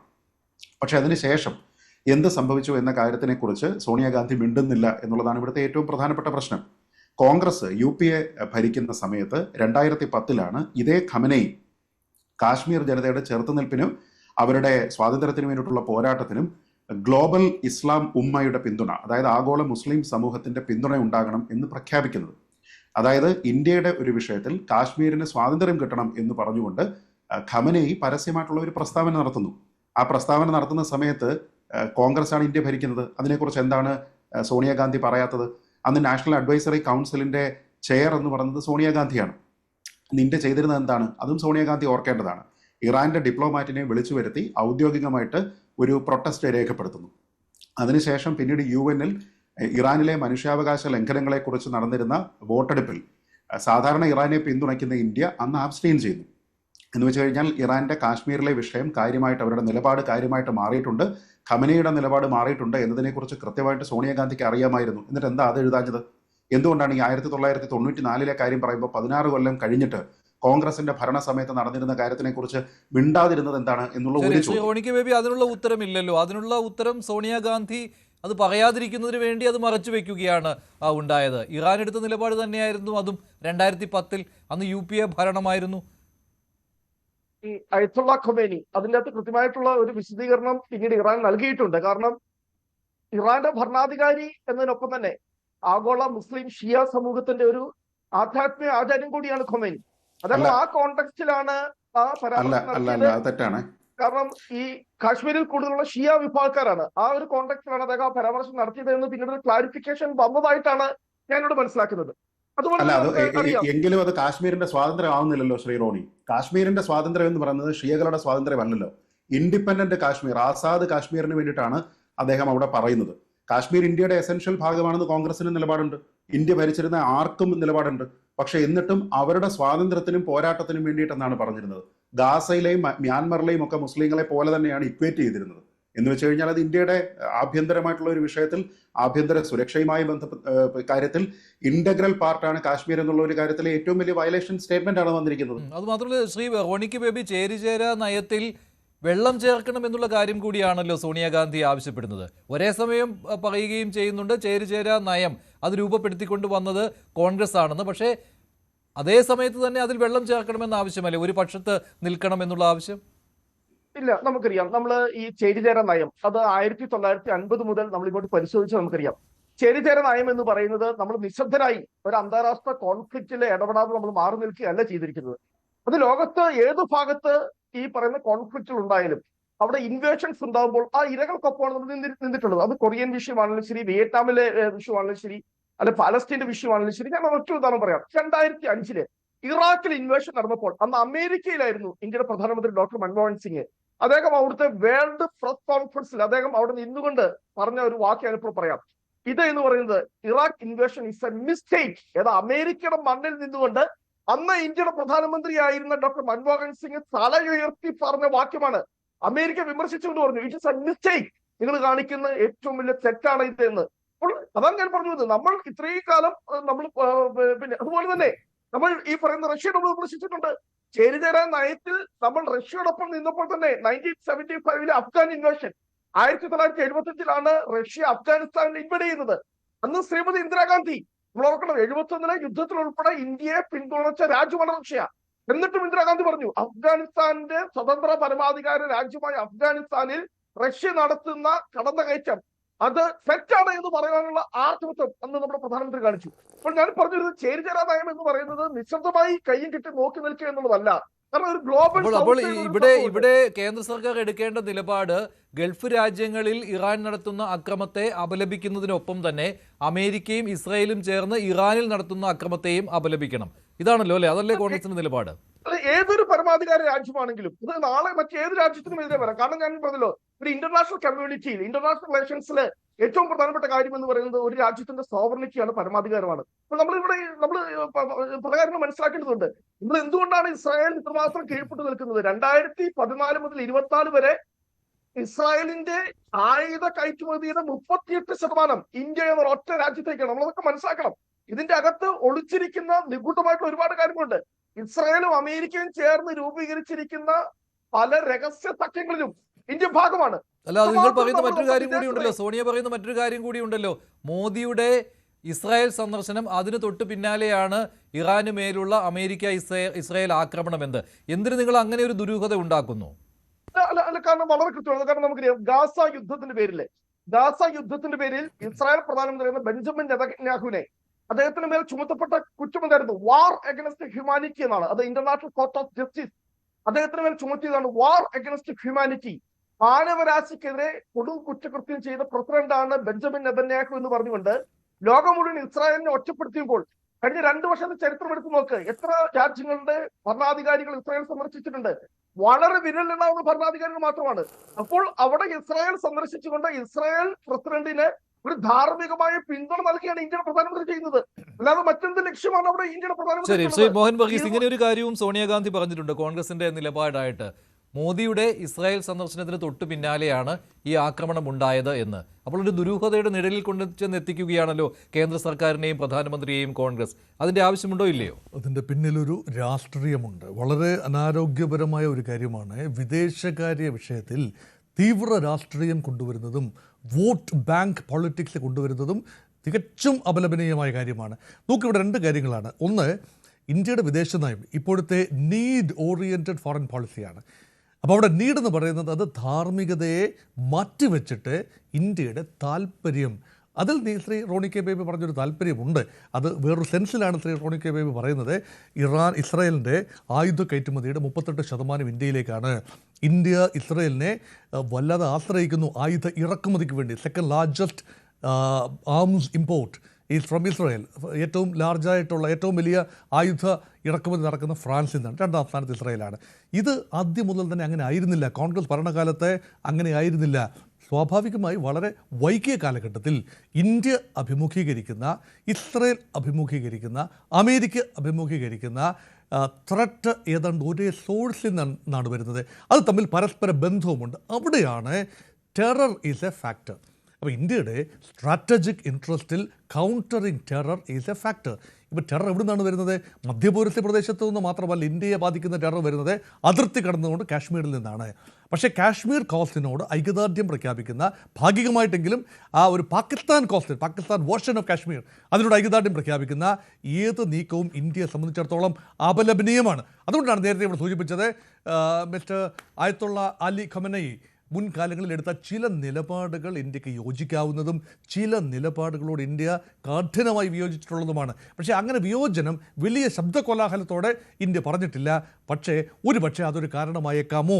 ഇപ്പോൾ ഖൊമേനി ഇറാൻ സ്ഥാനപതിയെ വിളിച്ചു വരുത്തി ഇന്ത്യയുടെ അതൃപ്തി അറിയിച്ചിട്ടുള്ള സംഭവങ്ങളുണ്ട് 2010 ഉണ്ട്, അതൃപ്തി അറിയിച്ചിട്ടുണ്ട്. അപ്പോൾ അങ്ങനെയെങ്കിൽ ഒരു പൂർണ്ണമായ നിഷ്പക്ഷതയാണ് എങ്കിൽ ഒരു രാജ്യത്തിന് അദ്ദേഹം മുൻകാലങ്ങളിൽ തെറ്റ് ചെയ്തിട്ടുണ്ടാവാം, ഇന്ത്യക്ക് ഹിതകരമല്ലാത്ത കാര്യങ്ങൾ ചെയ്തിട്ടുണ്ടാകാം. പക്ഷേ ഒരു രാജ്യത്തിൻ്റെ ജനതയോടാണ് ഇന്ത്യക്ക് ഐക്യദാർഢ്യം. ആ രാജ്യത്തിൻ്റെ പരമാധ്യക്ഷൻ അല്ലെങ്കിൽ de facto sovereign of Iran was fired, അല്ലെങ്കിൽ അതായത് പരമാധികാരത്തിന്മേൽ ഇടപെട്ടു അല്ലേ? അതുകൊണ്ട് പിന്നെ മാത്രമല്ല അവിടെയുള്ള കുട്ടികൾ ഉൾപ്പെടെയുള്ളവരെ കൊന്നൊടുക്കി. മനുഷ്യാവകാശ ലംഘനം, ഇപ്പോൾ മനുഷ്യാവകാശ ലംഘനങ്ങളുടെ കണക്ക് തന്നെ നോക്കൂ. അതൊരു ബാരോമീറ്ററായിട്ട് എടുക്കുകയാണെങ്കിൽ ഇന്ത്യ എപ്പോഴും പീഡനം അനുഭവിക്കുന്ന, മനുഷ്യാവകാശ ലംഘനം നേരിടുന്ന ദുർബലരായ പാർശ്വവൽക്കരിക്കപ്പെട്ട ജനതയോടൊപ്പമാണ്. അങ്ങനെയെങ്കിൽ ഇവിടെ 168 കുട്ടികളാണ് അമേരിക്കൻ ഇസ്രായേലി ആക്രമണത്തിൽ കൊല്ലപ്പെട്ടത്. അത് തീർച്ചയായും ഒരു വലിയ ഹ്യൂമാനിറ്റേറിയൻ ക്രൈസിസ് തന്നെയാണ്. 1000-ലധികം പേര് കൊല്ലപ്പെട്ടിരിക്കുന്നു. അതൊരു കൺസേൺ ആണ്. തീർച്ചയായിട്ടും ഹ്യൂമാനിറ്റിക്കെതിരെയുള്ള ഒരു യുദ്ധം തന്നെയാണ്. കാരണം എന്ത് തന്നെയായാലും അതൊരു യുദ്ധമാണ്. അതിൽ ആശങ്ക രേഖപ്പെടുത്തേണ്ടതുണ്ട്. അതോടൊപ്പം തന്നെ ഇറാൻ്റെ ഭാഗത്തു നിന്ന് യാതൊരു കാരണവുമില്ലാതെ ഗൾഫ് രാജ്യങ്ങൾക്ക് നേരെ നടത്തിയ കിരാതമായ ആക്രമണം തീർച്ചയായും അപലപിക്കപ്പെടേണ്ടതുണ്ട്. അപ്പോഴാണ് അതപലപിച്ചു. അത് ഒരു വശത്ത് ഇറാന് നേരെ നടന്ന ആക്രമണം അപലപിക്കുന്നില്ല, അതേസമയം ഇറാൻ നടത്തിയ ആക്രമണം അപലപിക്കുന്നു എന്ന് പറയുമ്പോൾ ആ ഒരു പെർസ്പെക്റ്റീവ് ആയിരിക്കണം ശ്രീമതി സോണിയാഗാന്ധി പറഞ്ഞു മുന്നോട്ട് വയ്ക്കാൻ സാധിച്ച കാര്യം. ശരി, ശ്രീ പണിക്കർ, അതിനകത്ത് മുൻപ് കോൺഗ്രസ് എന്ത് ചെയ്തോ എന്നതിൽ സോണിയാഗാന്ധി പറഞ്ഞതിൽ ചില വൈരുദ്ധ്യങ്ങളുണ്ട്. അത് കോൺഗ്രസ് സർക്കാരിൻ്റെ കാലത്തും ഭിന്നമായ കാര്യങ്ങൾ ഇറാൻ്റെ ഭാഗത്തുനിന്ന് സംഭവിച്ചിട്ടുണ്ട്. പക്ഷേ ഇവിടെ ഒരു രാജ്യത്തിൻ്റെ പരമാധികാരത്തിന്മേലുള്ള ഇടപെടലിൽ അതിൽ കേന്ദ്ര സർക്കാർ 2 നിലപാടെടുത്തില്ലേ? ഗൾഫ് രാജ്യങ്ങളുടെ കാര്യത്തിൽ ഒരു നിലപാടും ഇറാൻ്റെ കാര്യത്തിൽ മറ്റൊരു നിലപാടും. ഒരു വശത്ത് അമേരിക്കയും ഇസ്രായേലും ഉള്ളതുകൊണ്ട് ഇറാൻ്റെ കാര്യത്തിൽ അപലപിക്കുന്നു എന്നുള്ള കാര്യം തുറന്നു പറഞ്ഞില്ല. അല്ല, ഇവിടുത്തെ 3 രാജ്യങ്ങൾ തമ്മിലുള്ള, നമ്മുടെ സുഹൃത്ത് രാജ്യങ്ങളായിട്ടുള്ള 3 രാജ്യങ്ങൾ തമ്മിലുള്ള, അവർ തമ്മിൽ മാത്രം തീർക്കേണ്ടുന്ന ഒരു വിഷയമാണ്. അങ്ങനെയുള്ള ഒരു വിഷയം കുറേ കാലങ്ങളായിട്ട് അങ്ങനെ തന്നെ നിലനിൽക്കുകയാണ്. ഈ ഒരു സാഹചര്യത്തിലേക്ക് എത്തും എന്നുള്ളതിനെക്കുറിച്ച് എല്ലാവർക്കും അറിയാം. പക്ഷേ അതിൽ ഇൻവോൾവ് അല്ലാത്ത, ഒരു തരത്തിലും അതിൽ ഭാഗഭാക്കല്ലാത്ത മറ്റുള്ള ആൾക്കാർക്കെതിരെ ആ ഒരു കോൺഫ്ലിക്റ്റ് അവരുടെ ഭാഗത്തു നിന്നുണ്ടാകുമ്പോൾ, ഒരു അറ്റാക്ക് ഉണ്ടാകുമ്പോൾ അതിനെയാണ് നമ്മൾ വിമർശിക്കുന്നത്. അവരെല്ലാവരും നമ്മുടെ ഏറ്റവും അടുത്ത സുഹൃത്തുക്കളാണ്. ഇതുമായിട്ട് അൺകണക്റ്റഡ് ആയിട്ടുള്ള പാർട്ടീസാണ്. ഇപ്പോൾ ഇറാന് വേണ്ടിയിട്ട് അന്താരാഷ്ട്ര രംഗത്ത് സംസാരിക്കാൻ പോകുന്ന രാജ്യമാണ് ഒമാൻ. ഒന്ന് ആലോചിച്ച് നോക്കൂ. ഒമാനിൽ അമേരിക്കയുടെ ഒരു എയർബേസ് പോലും ഇല്ല. എന്നിട്ട് എന്തിനാണ് ഇറാൻ ഒമാനെ ആക്രമിക്കുന്നത്? എന്തിനാ? എന്താ അതിൻ്റെ കാരണം? എന്ത് ലോജിക്കാണ് ഉള്ളത്? കോൺഗ്രസിന് ഇതിന് എന്തെങ്കിലും ലോജിക്ക് കണ്ടെത്താൻ പറ്റുമോ? ആർക്കെങ്കിലും എന്തെങ്കിലും ലോജിക്ക് പറയാൻ പറ്റുമോ? അപ്പോൾ അവരെന്താ ചെയ്യുക? കാർപ്പറ്റ് ബോംബിംഗ് പോലെ എവിടേക്കൊക്കെയോ അവർ മിസൈലുകൾ അയക്കുന്നു, ആരെയൊക്കെയോ അവർ ആക്രമിക്കുന്നു. അതൊരു പ്രശ്നമാണ്. കാരണം ഇന്ത്യയെ സംബന്ധിച്ചിടത്തോളം അവിടെയുള്ള ഏറ്റവും പ്രധാനപ്പെട്ട പ്രശ്നം എന്ന് പറയുന്നത്, ഒന്ന്, നേരത്തെ ഇവിടെ സൂചിപ്പിച്ചതുപോലെ നമ്മുടെ ഏതാണ്ട് 1 കോടി പൗരന്മാരവിടെ ഉണ്ട്, ആ മേഖലയിലുണ്ട്. ഒരു മാസ് ഇവാക്വേഷൻ എന്ന് പറയുന്നത് അസാധ്യമായിട്ടുള്ള ഒരു കാര്യമാണ് എന്നതിനെക്കുറിച്ച് നമുക്ക് കൃത്യമായിട്ട് അറിയാം. ഇറാഖും കുവൈറ്റും തമ്മിൽ യുദ്ധം ഉണ്ടായിരുന്ന സമയത്ത് പോലും ഇവാക്വേഷൻ നടത്തുന്നത് നമുക്ക് ഒരു പരിധിവരെയെങ്കിലും ചെയ്യാൻ കഴിഞ്ഞത് ആ യുദ്ധം അവിടെ അവസാനിച്ചതുകൊണ്ടാണ്. അപ്പോൾ യാതൊരു വിധത്തിലുള്ള ധാരണയുമില്ലാതെ പല രാജ്യങ്ങളെ ബാധിക്കുന്ന രീതിയിലത്തേക്ക് ഈ കോൺഫ്ലിക്റ്റ് പോയി കഴിഞ്ഞാൽ എന്താണ് പ്രശ്നം? നമ്മൾ അപലപിക്കണം. 2, നമ്മുടെ വ്യാപാര വാണിജ്യ താല്പര്യങ്ങൾ ഇവിടെയുണ്ട്. നമ്മൾ കണക്ക് പറയുന്ന സമയത്ത് ഇറാനുമായി വലിയ ബന്ധമുണ്ട് എന്നൊക്കെ പറഞ്ഞു കഴിഞ്ഞാലും സത്യത്തിൽ ഇറാനുമായിട്ട് ഇന്ത്യക്ക് ട്രേഡ് ഡീലുകൾ നോക്കിക്കഴിഞ്ഞാൽ പോലും വാർഷികമായിട്ട് $1.5 ബില്യൺ ഇടപാട് മാത്രമേ ഉള്ളൂ. നേരെ മറിച്ച് UAEക്ക് ഏതാണ്ട് 100 ബില്യൺ അടുത്താണ്. അതായത് അവിടെയുള്ള മറ്റെല്ലാ രാജ്യങ്ങളും, ഇപ്പോൾ ഉദാഹരണത്തിന് ഇറാഖ്, ഇന്ത്യ ഏറ്റവും കൂടുതൽ ഓയിൽ ഇമ്പോർട്ട് ചെയ്യുന്ന 2ാമത്തെ രാജ്യം ഇറാഖാണ്. അങ്ങനെ പിന്നെ കുവൈറ്റിൽ നിന്ന് ഇമ്പോർട്ട് ചെയ്യുന്നുണ്ട്, മറ്റ് രാജ്യങ്ങളിൽ നിന്ന് ഇമ്പോർട്ട് ചെയ്യുന്നുണ്ട്. ആ കണക്കൊക്കെ വെച്ച് നോക്കിക്കഴിഞ്ഞാൽ ഇറാനിൽ നിന്ന് വളരെ വളരെ കുറവാണ്. എന്ന് വെച്ച് കഴിഞ്ഞാൽ ട്രേഡിൻ്റെ കാര്യത്തിലാണെങ്കിലും ആഭ്യന്തര സഹകരണത്തിൻ്റെ കാര്യത്തിലാണെങ്കിലും ഒക്കെ കുറവാണ്. നമ്മൾ ചബഹർ പോർട്ടിനെ പറ്റി പറയും. കഴിഞ്ഞ ബഡ്ജറ്റിൽ ചബഹർ പോർട്ടിന് എത്ര രൂപയാണ് കൊടുത്തത്? ഒന്നും കൊടുത്തില്ല. എന്ന് വെച്ച് കഴിഞ്ഞാൽ ഇന്ത്യ വളരെ കൃത്യമായിട്ട് അവിടേക്കുള്ള ഇൻവോൾവ്മെൻറ്റിനെ റാം ഡൗൺ ചെയ്ത് കൊണ്ടുവരുന്നുണ്ട് എന്നുള്ളതൊരു ക്ലിയർ സിഗ്നലാണ്. അൺകണക്റ്റഡ് ആയിട്ടുള്ള ഏതാണ്ട് 1/2 ഡസനോളം രാജ്യങ്ങൾക്ക് മേൽ ഒരു രാജ്യം ഒരാവശ്യവുമില്ലാതെ ആക്രമണം നയിക്കുക, അതിൽ തന്നെ എയർബേസിനെയാണ് അറ്റാക്ക് ചെയ്യുക എന്ന് പറഞ്ഞുകൊണ്ട് സിവിലിയൻ മേഖലകളെ അറ്റാക്ക് ചെയ്യുന്ന സമയത്ത് അതിനെ സ്ട്രോങ് ആയിട്ട് അപലപിക്കണം. കാരണം ആ നടക്കുന്നത് ജനാധിപത്യം. അങ്ങോട്ടും ഇങ്ങോട്ടും ആർക്കാണ് ഇതിന് ന്യായം പറയാൻ കഴിയുക? ഒരു സമയത്ത് ഇവർ അങ്ങോട്ടും ഇങ്ങോട്ടും അറ്റാക്ക് ചെയ്തിട്ടില്ല എന്ന് പറയാൻ കഴിയുമോ? നേരത്തെയും ഇസ്രായേലിനെതിരെ ഇറാൻ ഒന്നും ചെയ്തിട്ടില്ല എന്ന് ആരെങ്കിലും പറയുമോ? ഹിസ്ബുള്ളയ്ക്കും ഹൂത്തികൾക്കും ഹമാസിനും കൊടുക്കുന്ന പിന്തുണയെപ്പറ്റി, അവർ നടത്തുന്ന പ്രോക്സി വാറിനെ പറ്റി പ്രഖ്യാപിക്കുന്നതും പരസ്യമായിട്ട് ഈ കാര്യങ്ങൾ എല്ലാവർക്കും അറിയാവുന്നതല്ലേ? ഹിസ്ബുള്ളയുടെയും ഹമാസിൻ്റെയും നേതാക്കന്മാരെ പരസ്യമായിട്ട് ഇറാൻ ഹോസ്റ്റ് ചെയ്യുന്നതല്ലേ? അപ്പോൾ ആ സമയത്ത് അവർ എന്തിനു വേണ്ടിയിട്ടാണ് ശ്രമിച്ചിരുന്നത്? മറ്റൊരു രാജ്യത്തിൻ്റെ പരമാധികാരത്തിനെ ലംഘിക്കുന്നതിന് വേണ്ടി പ്രോക്സി വാർ സ്പോൺസർ ചെയ്തു. അപ്പോൾ ഇതവിടെ നടക്കുകയാണ്. അപ്പോൾ അതിനെ നമ്മൾ മറികടക്കുന്നതിന് വേണ്ടി ഖമനേയി ഏതോ ഷിയ മുസ്ലിങ്ങളുടെ ആഗോള നേതാവാണ് എന്ന രീതിയിലത്തേക്കുള്ള നറേറ്റീവ് ഒക്കെ എവിടെ നിന്നാണ് ശ്രീ റോണി കെ ബേബി കൊണ്ടുവന്നതെന്ന് എനിക്കറിയില്ല. അങ്ങനെ ഷിയകൾക്ക് ഒരു ആഗോള ആത്മീയ നേതാവ് എന്നൊരു കോൺസെപ്റ്റ് തന്നെ ഇല്ല. ഇപ്പോൾ നമ്മുടെ ഭാഗത്ത്, ഇപ്പോൾ ഇന്ത്യയിലോ പാകിസ്ഥാനിലോ കൂടുതൽ ഗൾഫ് കൺട്രീസിലോ ഒക്കെ നോക്കിക്കഴിഞ്ഞാൽ ആയത്തുള്ള അലി അൽ സിസ്താനിയാണ് അവരുടെ പ്രധാനപ്പെട്ട നേതാവ്, അല്ലെങ്കിൽ ആയത്തുള്ള ബാഷിർ അൽ നജഫി ഉണ്ട്. ഇങ്ങനെ നിരവധി ആൾക്കാരുണ്ട്. അതല്ലാതെ ഇറാനിലെ പരമോന്നത ആത്മീയ നേതാവ്, അദ്ദേഹത്തിന് മുമ്പുണ്ടായിരുന്ന ഖൊമേനി ഉണ്ടാക്കിയിരുന്ന ഒരു ഡിഗ്രിയുടെ അടിസ്ഥാനത്തിൽ വന്നിരിക്കുന്ന ഒരു നേതാവ് ആഗോള ഷിയാക്കളുടെ പ്രതീകമൊന്നുമല്ല, അങ്ങനത്തെ നേതാവുമല്ല. ആ രീതിയിലത്തേക്കൊക്കെ തന്നെ ഇതിനെ വ്യാഖ്യാനിക്കുന്നത് തന്നെ തെറ്റായിട്ടുള്ള ഉദ്ദേശത്തോടു കൂടിയാണ്. പിന്നെ നേരത്തെ പറഞ്ഞതിൽ തന്നെ ഒരു വലിയ പ്രശ്നമുണ്ട്. അതായത് കാശ്മീരുമായി ബന്ധപ്പെട്ട അന്നൊരു നിലപാടെടുത്തു, പിന്നീട് അതിൽ വിശദീകരണം നടത്തി എന്ന് പറഞ്ഞു കഴിഞ്ഞാൽ അവിടെ തീരുന്നില്ല. 2019 ആർട്ടിക്കിൾ 370 അബ്രോഗേഷൻ ഉണ്ടാകുന്ന സമയത്ത് ഇന്ത്യക്കെതിരായിട്ടുള്ള പ്രസ്താവന നടത്തിയ ആളും ഇതേ ഖമനേയി തന്നെയാണ്. മുസ്ലിങ്ങൾക്കെതിരായിട്ടുള്ള അടിച്ചമർത്തലാണ്, ബുള്ളിയിങ് ആണ്, ഇത് ഇന്ത്യ അവസാനിപ്പിക്കണം എന്ന് പറഞ്ഞു. ഇന്ത്യയുടെ ആഭ്യന്തര കാര്യത്തിൽ കോൺഗ്രസിന് അഭിപ്രായം പറയാം, സമാജ്വാദി പാർട്ടിക്ക് പറയാം, TMCക്ക് അഭിപ്രായം പറയാം, ആർട്ടിക്കിൾ 370 അബ്രോഗേഷനോട് യോജിക്കുകയോ വിയോജിക്കുകയോ ചെയ്യാം. പക്ഷേ എന്ന് കരുതി ഇന്ത്യയുടെ പൂർണ്ണമായും ആഭ്യന്തരമായിട്ടുള്ള ഒരു വിഷയത്തിൽ ആരുടെ കസ്റ്റോഡിയനായിട്ടാണ് ഖമനേയി അതിൽ അഭിപ്രായം പറയാനായിട്ട് വരിക? 2017 2024 ഗാസയിലെ മുസ്ലിങ്ങളുടെ അവസ്ഥയാണ് ഇന്ത്യയിലെ മുസ്ലിങ്ങൾ അനുഭവിക്കുന്നത് എന്ന് ആവർത്തിച്ച് പറഞ്ഞിരിക്കുന്നയാളാണ് ഖമനേയി. അങ്ങനെയുള്ള ഒരു അഭിപ്രായം ഇന്ത്യയിലുള്ള കോൺഗ്രസ്സുകാർക്കുണ്ടോ? ഗാസയിലുള്ള മുസ്ലിങ്ങളുടെ അതേ അവസ്ഥയാണ് ഇന്ത്യയിലുള്ള മുസ്ലിങ്ങൾക്ക് എന്ന് നമ്മൾ പറയാറുണ്ടോ? ശരി, ശ്രീ ഓണിക്ക് ബേബി, ഇതൊന്നും കാണാതെയാണല്ലോ സോണിയാഗാന്ധി ഈ നിലപാട് കോൺഗ്രസിന്റേതായിട്ട് പറഞ്ഞിട്ടുള്ളത്. ഇന്ത്യയുടെ വിദേശ നയത്തിൽ എപ്പോഴും സംശയം പ്രകടിപ്പിച്ചു വരികയാണ്. അതിപ്പോൾ ഓപ്പറേഷൻ സിന്ദൂറിന്റെ കാര്യത്തിലും അങ്ങനെ തന്നെയായിരുന്നു കോൺഗ്രസിന്റെ നിലപാട്. അതേ മഞ്ജുഷ്, ഒരു കാര്യം കൂടി അത് തന്നെയാണ് ഇപ്പോൾ 2020 ഡൽഹി ഈ വിഷയത്തിലും ഇറാനൊപ്പം നിൽക്കണമെന്ന് പറഞ്ഞുകൊണ്ട് മുസ്ലിങ്ങൾ കോൺഗ്രസ് ജനസൈഡ് ചെയ്യപ്പെടുന്നു എന്ന് പറഞ്ഞിരുന്നതും ഇതേ ഇറാൻ റെജൈമാണ്. 2020 ഡൽഹി റൈറ്റ്സ് നടക്കുന്ന സമയത്ത് ഇന്ത്യയിൽ മുസ്ലിം വംശഹത്യയാണ് നടക്കുന്നത് എന്ന് പറഞ്ഞു. ആ അഭിപ്രായം കോൺഗ്രസിനില്ല. അപ്പൊ അങ്ങനെ പറഞ്ഞിരിക്കുന്ന ഒരാള് ഇന്ത്യയുടെ സുഹൃത്താണ്, ഇന്ത്യ പ്രതികരിക്കണമെന്നൊക്കെ പറഞ്ഞാൽ ആഗോള കമ്മ്യൂണിറ്റി പ്രതികരിക്കുന്നില്ല, പ്രതികരിക്കുന്നില്ല, OIC പ്രതികരിക്കുന്നില്ല. തീർച്ചയായിട്ടും ഞാൻ ഇവിടെ ശ്രീജിത്ത് പണിക്കര് പറഞ്ഞ കാര്യങ്ങളുടെ ആ വികാരം ഉൾക്കൊണ്ടുകൊണ്ട് തന്നെ ഞാൻ അതിനോട് ചില കാര്യങ്ങൾ കൂട്ടിച്ചേർക്കാൻ വേണ്ടി ഞാൻ ആഗ്രഹിക്കുക. നമ്മൾ എന്തുകൊണ്ട് ഞാൻ പറഞ്ഞതുപോലെ ഇപ്പോൾ ഇറാൻ ഇറാന്റെ പ്രസിഡന്റ് അല്ലെങ്കിൽ ഈ ഖമേനി ഇങ്ങനെ പരാമർശം നടത്തി എന്ന് പറഞ്ഞുകൊണ്ട് ഒരിക്കലും ഇറാൻ ഒരു സ്വതന്ത്ര പരമാധികാര രാജ്യമാകുന്നില്ല. ഇപ്പോൾ നമ്മൾ എടുത്തിരിക്കുന്ന ഒരു സ്റ്റാൻഡ്, ഇത്രയും കാലം നമ്മൾ എടുത്തുകൊണ്ടിരുന്നത് ഒരു സ്റ്റാൻഡ് എന്ന് പറയുന്നത് ഒരു പരമാധികാര രാജ്യത്തിന്. ഞാനിവിടെ ഒരു കാര്യം ഇവിടെ കൂട്ടിച്ചേർത്തോട്ടെ. ഖമേനി ഇങ്ങനെ ഇന്ത്യ വിരുദ്ധ ഇന്ത്യയെക്കുറിച്ചുള്ള പരാമർശങ്ങൾ, ഇന്ത്യ വിരുദ്ധമെന്നല്ല, ഇന്ത്യയുടെ ആഭ്യന്തര കാര്യങ്ങളെ കുറിച്ചുള്ള പരാമർശങ്ങൾ നടത്തിക്കൊണ്ടിരുന്നപ്പോൾ തന്നെ ഇന്ത്യയും ഇറാനുമായിട്ടുള്ള ആ ഒരു വലിയ വാണിജ്യ ബന്ധം നമ്മൾ ഒരു കാര്യം ഇവിടെ കൃത്യമായി ചൂണ്ടിക്കാണിക്കാൻ വേണ്ടി ഞാൻ ആഗ്രഹിക്കുക. ഒന്ന് നമുക്കറിയാം, നമ്മുടെ ഏറ്റവും അധികം ഓയിൽ ഇമ്പോർട്ട് ചെയ്യുന്ന മിഡിൽ ഈസ്റ്റിൽ നിന്ന് നമുക്കറിയാം. ഈ കഴിഞ്ഞ 10 മാസം കൊണ്ട് തന്നെ ഏകദേശം ഏതാണ്ട് 1 കോടി അത്രയും വലിയ ഹ്യൂജ് എമൗണ്ട്, $100 ബില്യൺ ആണ്. അത്രയും വലിയ ഒരു ഹ്യൂജ് ഓയിൽ ഇമ്പോർട്ട് ആണ് നമ്മൾ നടത്തിയിരിക്കുന്നത്. പക്ഷേ ഇറാനിൽ നിന്ന് അത്രയില്ല കേട്ടോ, ശതമാനക്കണക്ക് നോക്കുമ്പോൾ ഇറാനിൽ നിന്ന് കുറവാണ്. അല്ല, ഞാൻ പറഞ്ഞു ഇറാനിൽ നിന്നാണ്, മിഡിൽ ഈസ്റ്റിൽ നിന്നാണ്. അല്ലല്ല, ഞാൻ മിഡിൽ ഈസ്റ്റ് ഓൾട്ടുഗദറാണ് പറഞ്ഞത്. ഇപ്പോൾ നമ്മൾ അവിടെ വന്ന് നമുക്കറിയാം, ഇറാൻ ഒരുപാട് ഇന്ത്യ സപ്പോർട്ട് ചെയ്തുകൊണ്ട് വന്ന ഒരു തുറമുഖ പദ്ധതിയാണ് ചബാർ എന്ന് പറയുന്നത്.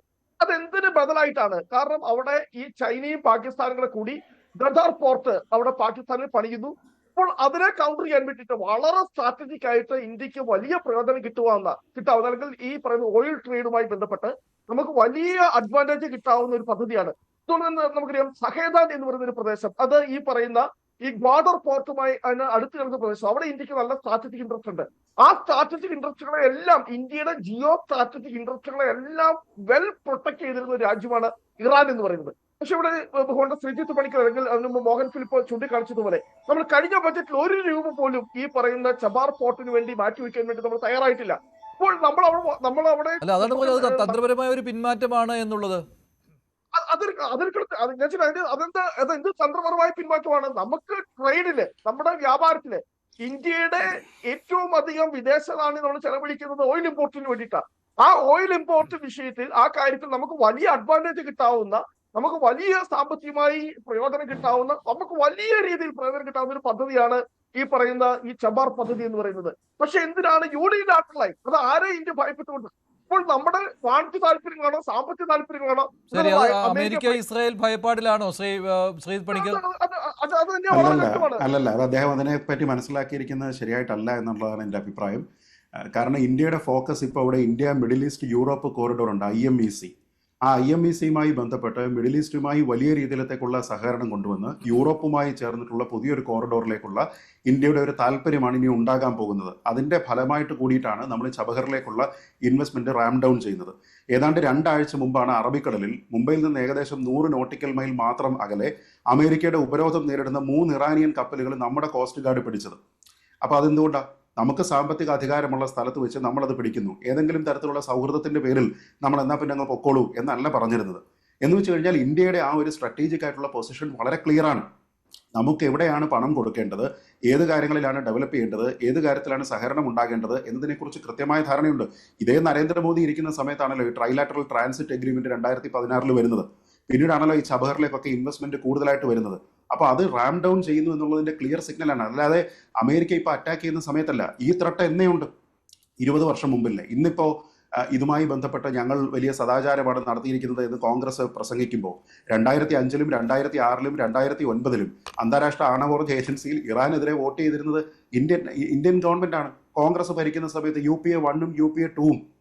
അതപ്പോൾ എന്തുകൊണ്ടാണ്? 2008-ൽ ഉണ്ടായിരുന്ന ഇൻഡോ ന്യൂക്ലിയർ കരാറിനെ ഭയന്നിട്ടാണോ? അതിന്റെ പേരിലാണോ? അത് വരുന്നു എന്നതിന്റെ പേരിൽ എന്നാൽ പിന്നെ ഇറാനെ അങ്ങ് എതിർത്തേക്കാം എന്ന് കരുതിയിട്ടാണോ? അപ്പൊ അതൊന്നുമല്ല. നോക്കൂ, ഞാൻ ഈ വിഷയത്തിൽ സോണിയാഗാന്ധിയുടെ നിലപാടിനെ എതിർക്കുമ്പോഴും 2005-ലും 2006-ലും 2009-ലും പിന്നെ കോൺഗ്രസ് ഗവൺമെന്റ് അല്ലെങ്കിൽ ഇന്ത്യൻ ഗവൺമെന്റ് ഇറാനെതിരെ വോട്ട് ചെയ്തിരിക്കുന്നതിനെ തെറ്റാണ് എന്ന് ഞാൻ പറയുന്ന ആളല്ല. അത് 2008-ലെ ഇൻഡോ US ന്യൂക്ലിയർ കരാർ മെറ്റീരിയലൈസ് ചെയ്യുന്നതിന് വേണ്ടിയിട്ട് നമ്മൾ നടത്തിയിരുന്ന കോംപ്രമൈസ് ആണെന്ന് ഞാൻ പറയുന്നില്ല. ഞാൻ പറയുന്നത് കൃത്യമായിട്ട് നമ്മുടെ രാജ്യത്തിന് ധാരണയുണ്ടായിരുന്നു യുറേനിയം എൻറിച്ച്മെന്റ് അവർ നടത്തുന്നത് വെപ്പൺ ഗ്രേഡിലേക്ക് പോവുകയാണ് എന്ന് കൃത്യമായ ധാരണ. ഞാൻ പറഞ്ഞത് 20 കൊല്ലം മുമ്പത്തെ സ്റ്റോറിയാണ്. ആ 20 കൊല്ലം മുമ്പ് ഇത് വാൺ ചെയ്തതിന് ശേഷവും അവരിത് റാം ഡൗൺ ചെയ്യുന്നില്ല. അപ്പൊ വളരെ കൃത്യമായിട്ട് ഒരു കാരണവശാലും നമ്മൾ എന്താ ചെയ്യുക? ഇറാനെതിരെ വോട്ട് ചെയ്യാനായിട്ട് താല്പര്യപ്പെടാത്ത ഒരു രാജ്യമാണ് അല്ലെ. ഇപ്പൊ ഈ 2 മാസം മുമ്പ്, കഷ്ടിച്ച് 2 മാസം മുമ്പ് ഇറാനിലെ മനുഷ്യാവകാശ വിരുദ്ധ പ്രവർത്തനങ്ങളുടെ കുറിച്ച് വീണ്ടും അമേരിക്കയിലെ ഐക്യരാഷ്ട്ര സംഘടനയിലെ UN ഹ്യൂമൻ റൈറ്റ്സ് കൗൺസിലിൽ ഒരു വോട്ടെടുപ്പ് നടന്നു. ആ വോട്ടെടുപ്പ് നടന്ന സമയത്തും ഇന്ത്യ വോട്ട് ചെയ്തത് ആർക്കൊപ്പമാണ്? ഇറാനൊപ്പമാണ്. അതെന്തുകൊണ്ടാണ്? അമേരിക്കയെ വേണമെങ്കിൽ പേടിക്കാമായിരുന്നു, ഇത് കൊണ്ടുവന്നിരിക്കുന്ന മറ്റാൾക്കാരെ വേണമെങ്കിൽ പേടിക്കാമായിരുന്നു. പക്ഷെ നമ്മൾ ഇറാനൊപ്പം തന്നെ 1.5 മാസം മുമ്പ് വോട്ട് ചെയ്തതാണ്. ആ വോട്ട് ചെയ്തിരിക്കുന്ന അവിടെ മനുഷ്യാവകാശ ലംഘനം നടക്കാത്തത് കൊണ്ടല്ല, മറിച്ച് അവിടെ മനുഷ്യാവകാശ ലംഘനം നടന്നാലും അത് ആ രാജ്യത്തിന്റെ ആഭ്യന്തര വിഷയമാണ്, നമ്മൾ അതിൽ ഇടപെടേണ്ടതില്ല എന്നുള്ള കൃത്യമായിട്ടുള്ള ബോധ്യത്തിന്റെ അടിസ്ഥാനത്തിലാണ്. അതല്ലാതെ നമ്മൾ ഇതിലൊന്നും റഫറി കളിക്കാൻ വേണ്ടിയിട്ട് പോകാറില്ല എന്നുള്ളതാണ് വസ്തുത. അതുകൊണ്ടാണ് ഞാൻ നേരത്തെ പറഞ്ഞത്, നമ്മുടെ രാജ്യവുമായി ബന്ധപ്പെട്ട് തുടർച്ചയായിട്ട് കാശ്മീർ ഉൾപ്പെടെയുള്ള വിഷയങ്ങളിലെല്ലാം തന്നെ നമ്മുടെ താല്പര്യത്തിന് വിരുദ്ധമായിട്ടുള്ള അഭിപ്രായം പറയുകയും ഇന്ത്യയിലെ മുസ്ലിങ്ങളെ കൂട്ടക്കൊല ചെയ്യുന്നതിന് വേണ്ടിയിട്ട് ഇവിടെയുള്ള ഹിന്ദുക്കൾ ശ്രമിച്ചുകൊണ്ടിരിക്കുകയാണ് എന്നുള്ള നിരുത്തരവാദപരമായിട്ടുള്ള പ്രസ്താവന നടത്തിയതിനു ശേഷവും സഹകരിക്കാവുന്ന മേഖലയിലെല്ലാം ഇന്ത്യ സഹകരിച്ചിട്ടുണ്ട്. അതാണ് സത്യത്തിൽ ഈ ഡോൺ അലൈൻമെന്റ് എന്ന് പറയുന്നത്. അതല്ലാതെ ഒരു അഭിപ്രായത്തിന്റെ പേരിൽ പൂർണ്ണമായിട്ട് അവരെ അങ്ങ് ഷട്ട് ഔട്ട് ചെയ്യുക എന്നുള്ള നിലപാടൊന്നും നമ്മൾ സ്വീകരിച്ചിട്ടില്ല. പക്ഷേ സാമ്പത്തിക താല്പര്യങ്ങൾ വളരെ കൃത്യമാണ്. അതുകൊണ്ടാണ് ഈ ഓയിൽ ഇമ്പോർട്ട് റാം ഡൗൺ ചെയ്തു വരുന്നത്. അതുകൊണ്ടാണ് ടോട്ടൽ ഇടപാട്. ഇപ്പം ശ്രീ റോണി ഒന്ന് ചെക്ക് ചെയ്ത് നോക്കിയോളൂ. നമ്മൾ ഡോളർ കണക്കിലെടുത്തിട്ട് ഇമ്പോർട്ടും എക്സ്പോർട്ടും കൂടെ കമ്പൈൻ ചെയ്തിട്ട് നമുക്ക് ഏറ്റവും സുദൃഢമായിട്ടുള്ള ബന്ധങ്ങളുടെ ലോകരാജ്യങ്ങളുടെ ഒരു ലിസ്റ്റ് ഉണ്ടാക്കിക്കോളൂ. ആദ്യത്തെ 60 സ്ഥാനങ്ങളിൽ ഇറാൻ ഇല്ല. എന്ന് വെച്ച് കഴിഞ്ഞാൽ അത്രത്തോളം നമ്മൾ ഇറാനുമായിട്ടുള്ള ബന്ധത്തിനെ കഴിഞ്ഞ കുറേയധികം വർഷങ്ങളായിട്ട് റാം ഡൗൺ ചെയ്തു. പിന്നെ കൾച്ചറലി ബന്ധമുണ്ട്. കാരണം പഴയ പേർഷ്യൻ റീജിയൻ, പണ്ടത്തെ കാലത്ത് മുതലുള്ള ട്രേഡ്, ഈ കാര്യങ്ങളുമായി ബന്ധപ്പെട്ട എല്ലാം ഉണ്ട്. പക്ഷെ ഇപ്പോൾ അവിടെ ഭരിക്കുന്ന, ഏകാധിപത്യപരമായിട്ട് ഭരിക്കുന്ന, മതത്തിന്റെ അടിസ്ഥാനത്തിൽ ഭരിക്കുന്ന ഒരു ഭരണകൂടം പൂർണ്ണമായിട്ട് അവിടെ മനുഷ്യാവകാശങ്ങളെല്ലാം തന്നെ നൽകിക്കൊണ്ട് ഭരിക്കുന്നതാണോ? ഒന്നുമല്ല. പക്ഷെ ഇന്ത്യ ഇടപെടാത്തത് എന്തുകൊണ്ടാണ്? ഇന്ത്യ അവരോടൊപ്പം തന്നെ നിൽക്കുന്നത് എന്തുകൊണ്ടാണ്? ആഭ്യന്തര വിഷയമാണ് എന്നതിന്റെ പേരിലാണ്. അതവർ റെസിപ്രോക്കേറ്റ് ചെയ്യാൻ തയ്യാറാകുന്നില്ല. അതല്ലേ ഇവിടുത്തെ ഏറ്റവും പ്രധാനപ്പെട്ട പ്രശ്നം. അങ്ങനെയുള്ള വിഷയങ്ങളിലെല്ലാം തന്നെ നമുക്കെതിരായിട്ടുള്ള ഒരു ഡിവിസീവ് അജണ്ട, അത് ഞാൻ പറഞ്ഞത് കോൺഗ്രസ് അത് പറയുന്നതിന് പ്രശ്നമില്ല, കോൺഗ്രസിന് ആ വിമർശനം ഉന്നയിക്കാം. പക്ഷെ പുറത്തു നിന്നുള്ള ഒരാൾ വന്നിട്ട് നിങ്ങൾ എന്തിനാണത് ഒരു വിമർശനം ഉന്നയിക്കുന്ന സമയത്ത് നമ്മൾ അവരോട് ചോദിക്കണ്ടേ? ഇവിടെ ആർട്ടിക്കിൾ 370 അബ്രോഗേറ്റ് ചെയ്യുന്നതിൽ, പൗരത്വ ഭേദഗതി നിയമം കൊണ്ടുവരുന്നതിൽ ഇറാൻ എന്താണ് കാര്യം? ഇറാൻ എന്ത് തരത്തിലുള്ള താല്പര്യമാണുള്ളത്? ഇവിടെയുള്ള ഷിയ മുസ്ലിങ്ങളുടെ എല്ലാം കസ്റ്റോഡിയൻ എന്ന് പറയുന്നത് ഏതെങ്കിലും സമയത്ത് ഖമനയി ആയിട്ടുണ്ടോ? അതൊന്നുമില്ല. അപ്പൊ ഞാൻ പറയുന്നത്, നമ്മൾ അനാവശ്യമായിട്ട് ഏതോ രീതിയിലത്തേക്കുള്ള ഒരു റെഫറൈൻ, ഒരു മോറൽ കോമ്പസ് ഉപയോഗിച്ചുകൊണ്ട് ഇന്ത്യ ഇതിൽ കളിക്കണം എന്ന് പറഞ്ഞു കഴിഞ്ഞാൽ അങ്ങനെയല്ല. നമുക്ക് വളരെ കൃത്യമായിട്ടുള്ള സാമ്പത്തികമായിട്ടുള്ള സ്ട്രാറ്റജി ഉണ്ട്. അതുകൊണ്ട് ആ റാം ഡൗൺ എന്ന് പറയുന്നത് ദൃശ്യമാണ്. കഴിഞ്ഞ കുറെ കാലമായിട്ട് വളരെ കൃത്യമായിട്ട് നമുക്ക് നോക്കിക്കഴിഞ്ഞാൽ അത് കാണാൻ കഴിയും. അതെന്തുകൊണ്ടാണ്? സാമ്പത്തിക താല്പര്യങ്ങൾ കൂടിയതിന്റെ പിന്നിലുണ്ട്, രാഷ്ട്രീയ താല്പര്യങ്ങളുണ്ട്, മേഖലയിലെ സ്റ്റെബിലിറ്റി ഉണ്ട്. പക്ഷേ മറ്റുള്ള രാജ്യങ്ങളുമായിട്ടെല്ലാം തന്നെ നമ്മൾ ബന്ധം കൂട്ടി. മനുഷ്യാവകാശ താല്പര്യങ്ങൾക്ക് പ്രാധാന്യം കൊടുക്കുന്നില്ല എന്നും പറയേണ്ടി വരും ശ്രീ പണിക്കർ. ഇറാനിലെ അങ്ങനെ ഒരു അർത്ഥമില്ല. ഇപ്പൊ ഞാൻ പറയാം, യമനിൽ നമ്മൾ ഈ സംസാരിക്കുന്ന സമയത്ത് അതിക്രൂരമായിട്ടുള്ള മനുഷ്യാവകാശ ലംഘനം നടക്കുന്നുണ്ട്. സുഡാനിൽ ഇവിടെ ഉള്ളതിനേക്കാൾ കൂടുതൽ ലക്ഷക്കണക്കിന് കുട്ടികളാണ് അവിടെ കൊല ചെയ്യപ്പെട്ടുകൊണ്ടിരിക്കുന്നത്. ആ സമയത്ത് നമ്മൾ ഈ രീതിയിലത്തേക്കുള്ള പ്രൊപ്പോർഷനേറ്റ് ആയിട്ടുള്ള പ്രതികരണം നടത്തിയിട്ടുണ്ടോ എന്ന് ചോദിച്ചാൽ ഇല്ല. ബംഗ്ലാദേശിലെ ഹിന്ദുക്കൾ വംശഹത്യ ചെയ്യപ്പെടുന്നുണ്ട്. ഇതിന് പ്രൊപ്പോർഷനായിട്ടുള്ള റെസ്പോൺസ് അവിടെ നടത്തിയിട്ടുണ്ടോ? അതാ ഞാൻ പറഞ്ഞത്, നമ്മളൊരു ഗ്ലോബൽ കമന്റേറ്ററോ നമ്മൾ ഇതിന്റെ എല്ലാം മോറൽ കോമ്പസും കൊണ്ടിരിക്കുന്ന ഒരു ഒബ്സർവറോ ആണ് എന്ന രീതിയിലത്തേക്ക് പറയേണ്ടതില്ല. നമ്മുടെ ദേശീയ താല്പര്യം എന്ന് പറയുന്നതിന് പ്രാധാന്യം കൊടുത്തുകൊണ്ട് തന്നെയാണ് നമ്മൾ എല്ലായ്പ്പോഴും ഇടപെടുക. അതെല്ലാ കാലത്തും അങ്ങനെ തന്നെയാണ്. ഒരു ചെറിയ ഉദാഹരണം പറഞ്ഞു നിർത്താം. അദ്ദേഹം പറഞ്ഞു, ഇറാഖിലെ കാര്യത്തിനെ കുറിച്ച് പറഞ്ഞു. 2011 ലിബിയയുമായിട്ട് ഇന്ത്യക്ക് ഏറ്റവും നല്ല ബന്ധം ഉണ്ടായിരുന്നതാണ്. ഇന്ത്യ ഓയിൽ ഇമ്പോർട്ട് ചെയ്തുകൊണ്ടിരുന്നതാണ് ലിബിയയിൽ നിന്ന്. ഇന്ത്യയിൽ UPA 1 വന്നതിന് ശേഷം പ്രണബ് മുഖർജി, മുരളി ദേവറയും അടക്കമുള്ള 7 കേന്ദ്രമന്ത്രിമാർ അവിടെ സന്ദർശനം നടത്തിയിട്ടുണ്ട്. പ്രണബ് മുഖർജി മുഅമ്മർ ഗദ്ദാഫിയുമായിട്ട് നേരിട്ട് കൂടിക്കാഴ്ച നടത്തിയിട്ടുണ്ട്. എന്നിട്ട് 2011 ആഭ്യന്തര കലാപത്തിൽ നേറ്റോയുടെ പിന്തുണയോടുകൂടി ഗദ്ദാഫി വധിക്കപ്പെടുന്ന സമയത്ത് കമാന്ന് ഇന്ത്യൻ ഗവൺമെന്റ് മിണ്ടിയിട്ടില്ല, ഒരക്ഷരം ഉരിയാടിയിട്ടില്ല. ഏറ്റവും സുദൃഢമായിട്ടുള്ള ബന്ധം, ഇന്ത്യക്കെതിരെ ഒരു തരത്തിലുമുള്ള എതിർ നിലപാടുകൾ സ്വീകരിക്കാത്ത ഒരു രാജ്യം. ഗദ്ദാഫി കൊല ചെയ്യപ്പെട്ടു, എന്നിട്ടോ ഇന്ത്യ ഒരു അക്ഷരം മിണ്ടിയിട്ടില്ല. 2011 സോണിയാഗാന്ധി യു പി എയുടെ ചെയർപേഴ്സണാണ്, സോണിയാഗാന്ധി നാഷണൽ അഡ്വൈസറി കൗൺസിലിന്റെ ചെയറാണ്. എന്തെങ്കിലും ചെയ്തോ? ഒന്നുമില്ല. എന്തുകൊണ്ടാണ് നമ്മൾ മിണ്ടാതിരുന്നത്? നമ്മുടെ രാഷ്ട്രത്തിന്റെ രാഷ്ട്രീയ താല്പര്യം എന്താണ്, അതിലൊരു പ്രതികരണം നടത്തേണ്ടതുണ്ടോ എന്ന് നോക്കിയപ്പോൾ ഗവൺമെന്റ് തീരുമാനിച്ചു വേണ്ട എന്ന്. സദ്ദാം ഹുസൈൻ കൊല ചെയ്യപ്പെട്ട സമയത്ത് ഇന്ത്യ എന്താ പറഞ്ഞത്? ദൗർഭാഗ്യകരമായിട്ടുള്ള സംഭവമായി. ഏതെങ്കിലും രീതിയിൽ അപലപിച്ചോ? അത് തെറ്റായിരുന്നു എന്ന് പറഞ്ഞോ? മനുഷ്യാവകാശ വിരുദ്ധമായിരുന്നു എന്ന് പറഞ്ഞോ? തെറ്റായ നിയമങ്ങൾ കൊണ്ടാണ് അദ്ദേഹത്തിന് ഫെയർ ട്രയൽ കൊടുത്തില്ല എന്ന് പറഞ്ഞോ? ഒന്നും പറഞ്ഞില്ല. അപ്പൊ ഞാൻ പറഞ്ഞത് അത് ആരെയും ഭയന്നിട്ടല്ല. നമ്മുടെ താല്പര്യം എന്താണ്, നമ്മുടെ താല്പര്യങ്ങൾ സംരക്ഷിക്കുന്നുണ്ടോ, അത്ര മാത്രമേ ഉള്ളൂ. അത് കോൺഗ്രസ് ചെയ്താലും BJP ചെയ്താലും ഞാൻ ആ തീരുമാനത്തിനൊപ്പമാണ്. അപ്പോൾ അമേരിക്കയ്ക്കും ഇസ്രായേലിനും ഇന്ത്യ കീഴടങ്ങി നിൽക്കുന്നു എന്നുള്ള വാദം അത് അംഗീകരിക്കാനാവില്ല ഇപ്പോൾ കോൺഗ്രസിന്റെ ഈ നിലപാടിനെ, അല്ലേ? പോളിസി ഓഫ് കൺവീനിയൻസ്, അത് തീർച്ചയായും വലിയ സാധ്യതയാണ്. അതോ പോളിസി ഓഫ് കൺവിക്ഷൻ ആണോ വേണ്ടത്? അങ്ങനെയെങ്കിൽ കോൺഗ്രസ് പറയുന്ന തരത്തിലുള്ള കൺവിക്ഷന് വേണ്ടി രാജ്യം വലിയൊരു വില കൊടുക്കേണ്ടി വരില്ലേ? എന്ത് കൺവിക്ഷനാണ് ഇവിടെ? കൺവീനിയൻസ്, ഇവിടെ ശ്രീജിത്ത് പണിക്കരൊക്കെ സൂചിപ്പിച്ച ദേശീയ താല്പര്യം defined in terms of power. അതിനകത്ത് ഇക്കണോമിക് ഇൻട്രസ്റ്റ് ഉണ്ട്, ട്രേഡ് ഇൻട്രസ്റ്റ് ഉണ്ട്, ഡിഫൻസ് ഇൻട്രസ്റ്റ് ഉണ്ട്, ദേശീയ സുരക്ഷയുമായി ബന്ധപ്പെട്ട താല്പര്യങ്ങളുണ്ട്. ഈ താല്പര്യങ്ങളുടെ അടിസ്ഥാനത്തിലാണ് വിദേശ നയ രൂപീകരണം, സൗഹൃദങ്ങൾ, സഖ്യങ്ങൾ എല്ലാം തന്നെ. ഇവിടെ നോക്കൂ, ഇത് എന്തു പറഞ്ഞാലും ഇതൊന്നും മറ്റ് മൂല്യങ്ങളെല്ലാം മാറ്റി നിർത്തി നോക്കൂ. ഇറാനുമായി ഇന്ത്യക്കുള്ള ചരിത്രപരമായ ബന്ധം, വൈകാരികമായ ബന്ധം, ഈ ഒരു തരത്തിൽ പറഞ്ഞാൽ സെൻട്രൽ ഏഷ്യയിലേക്കുള്ള കവാടം കൂടിയാണ് ചാബഹാർ പോർട്ട് എന്ന് വേണമെങ്കിൽ പറയാം. അതൊക്കെ ഒരു വശത്ത്. അത് നൽകുന്ന സാധ്യതകളെക്കാൾ എത്രയോ കൂടുതലാണ് 1 കോടിയോളം, അതായത് 90 ലക്ഷത്തിൽ പരം ഇന്ത്യക്കാർ അധിവസിക്കുന്ന, ജോലി ചെയ്യുന്ന, വലിയ തോതിൽ ഫോറിൻ റെമിറ്റൻസസ് ഇന്ത്യയിലേക്ക് എത്താനുള്ള വഴി ഒരുക്കുന്ന പേർഷ്യൻ ഗൾഫ് മേഖല. അപ്പോൾ ആ മേഖല അസ്ഥിരമാകുമ്പോൾ അതിനുള്ള കാരണം 2 കാരണങ്ങളാണ്. ഒന്ന്, അമേരിക്കൻ ഉപരോധം, അത് കാരണമുണ്ടായ ഇറാൻ്റെ നേരെ ഉണ്ടായ സ്ക്വീസ്, അതിൻ്റെ ഫലമായി ആക്രമണം, പിന്നെ പ്രത്യാക്രമണം, ഇതെല്ലാം ഉണ്ട്.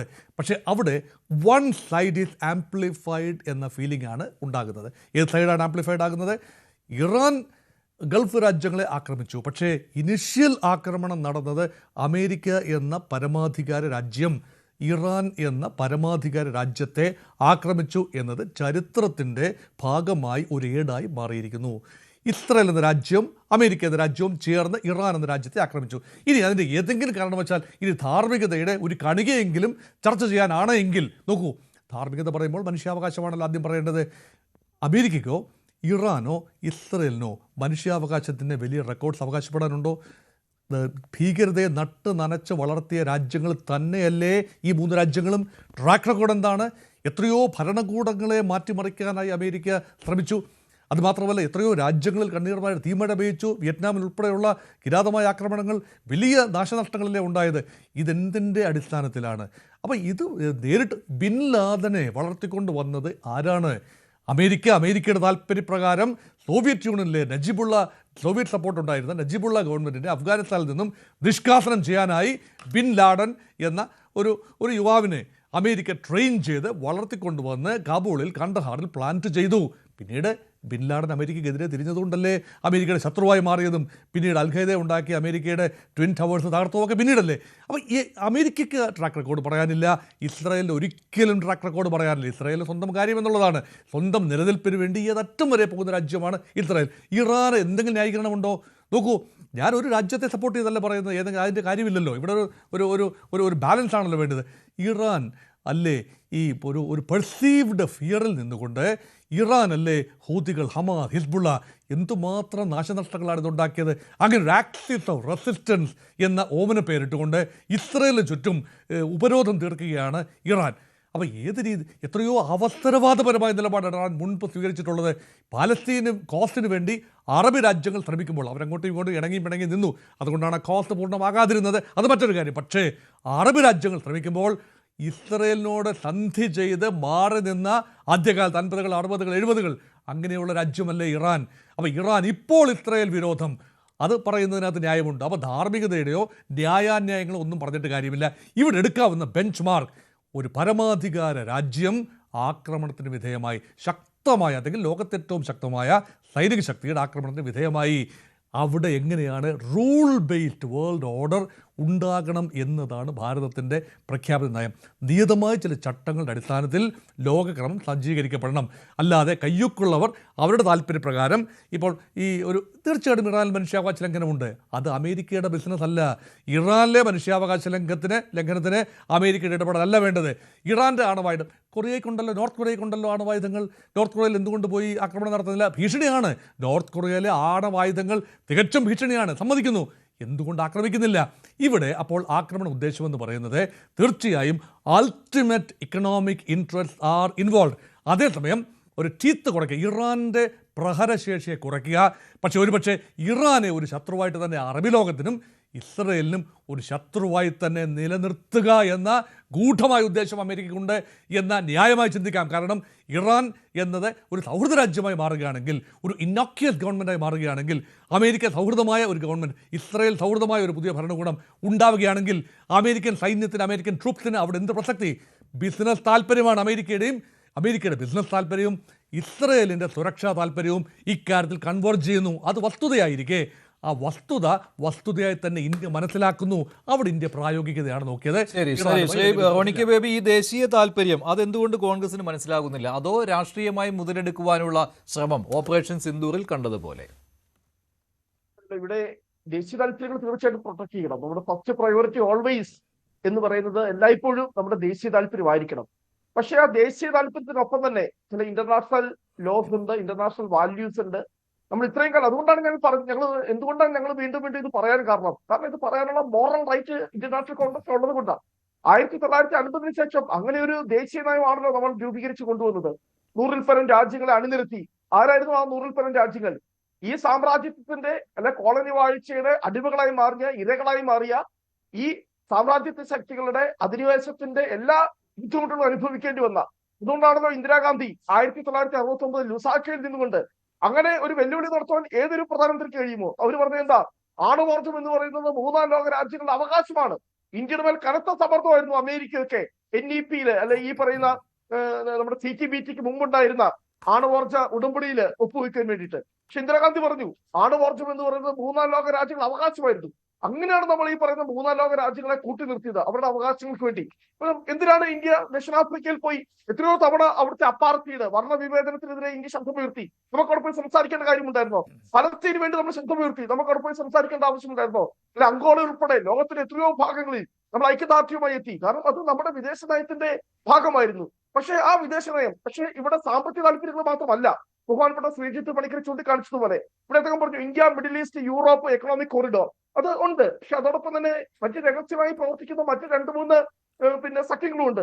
അതിലൊന്നാണ് ഹെക്സിഗോൺ. ഹെക്സിഗോൺ എന്ന് പറയുന്നത് ഇസ്രയേലും അമേരിക്കയും ഇന്ത്യയും മാത്രമായി പ്രവർത്തിക്കുന്ന അതീവ രഹസ്യമായി.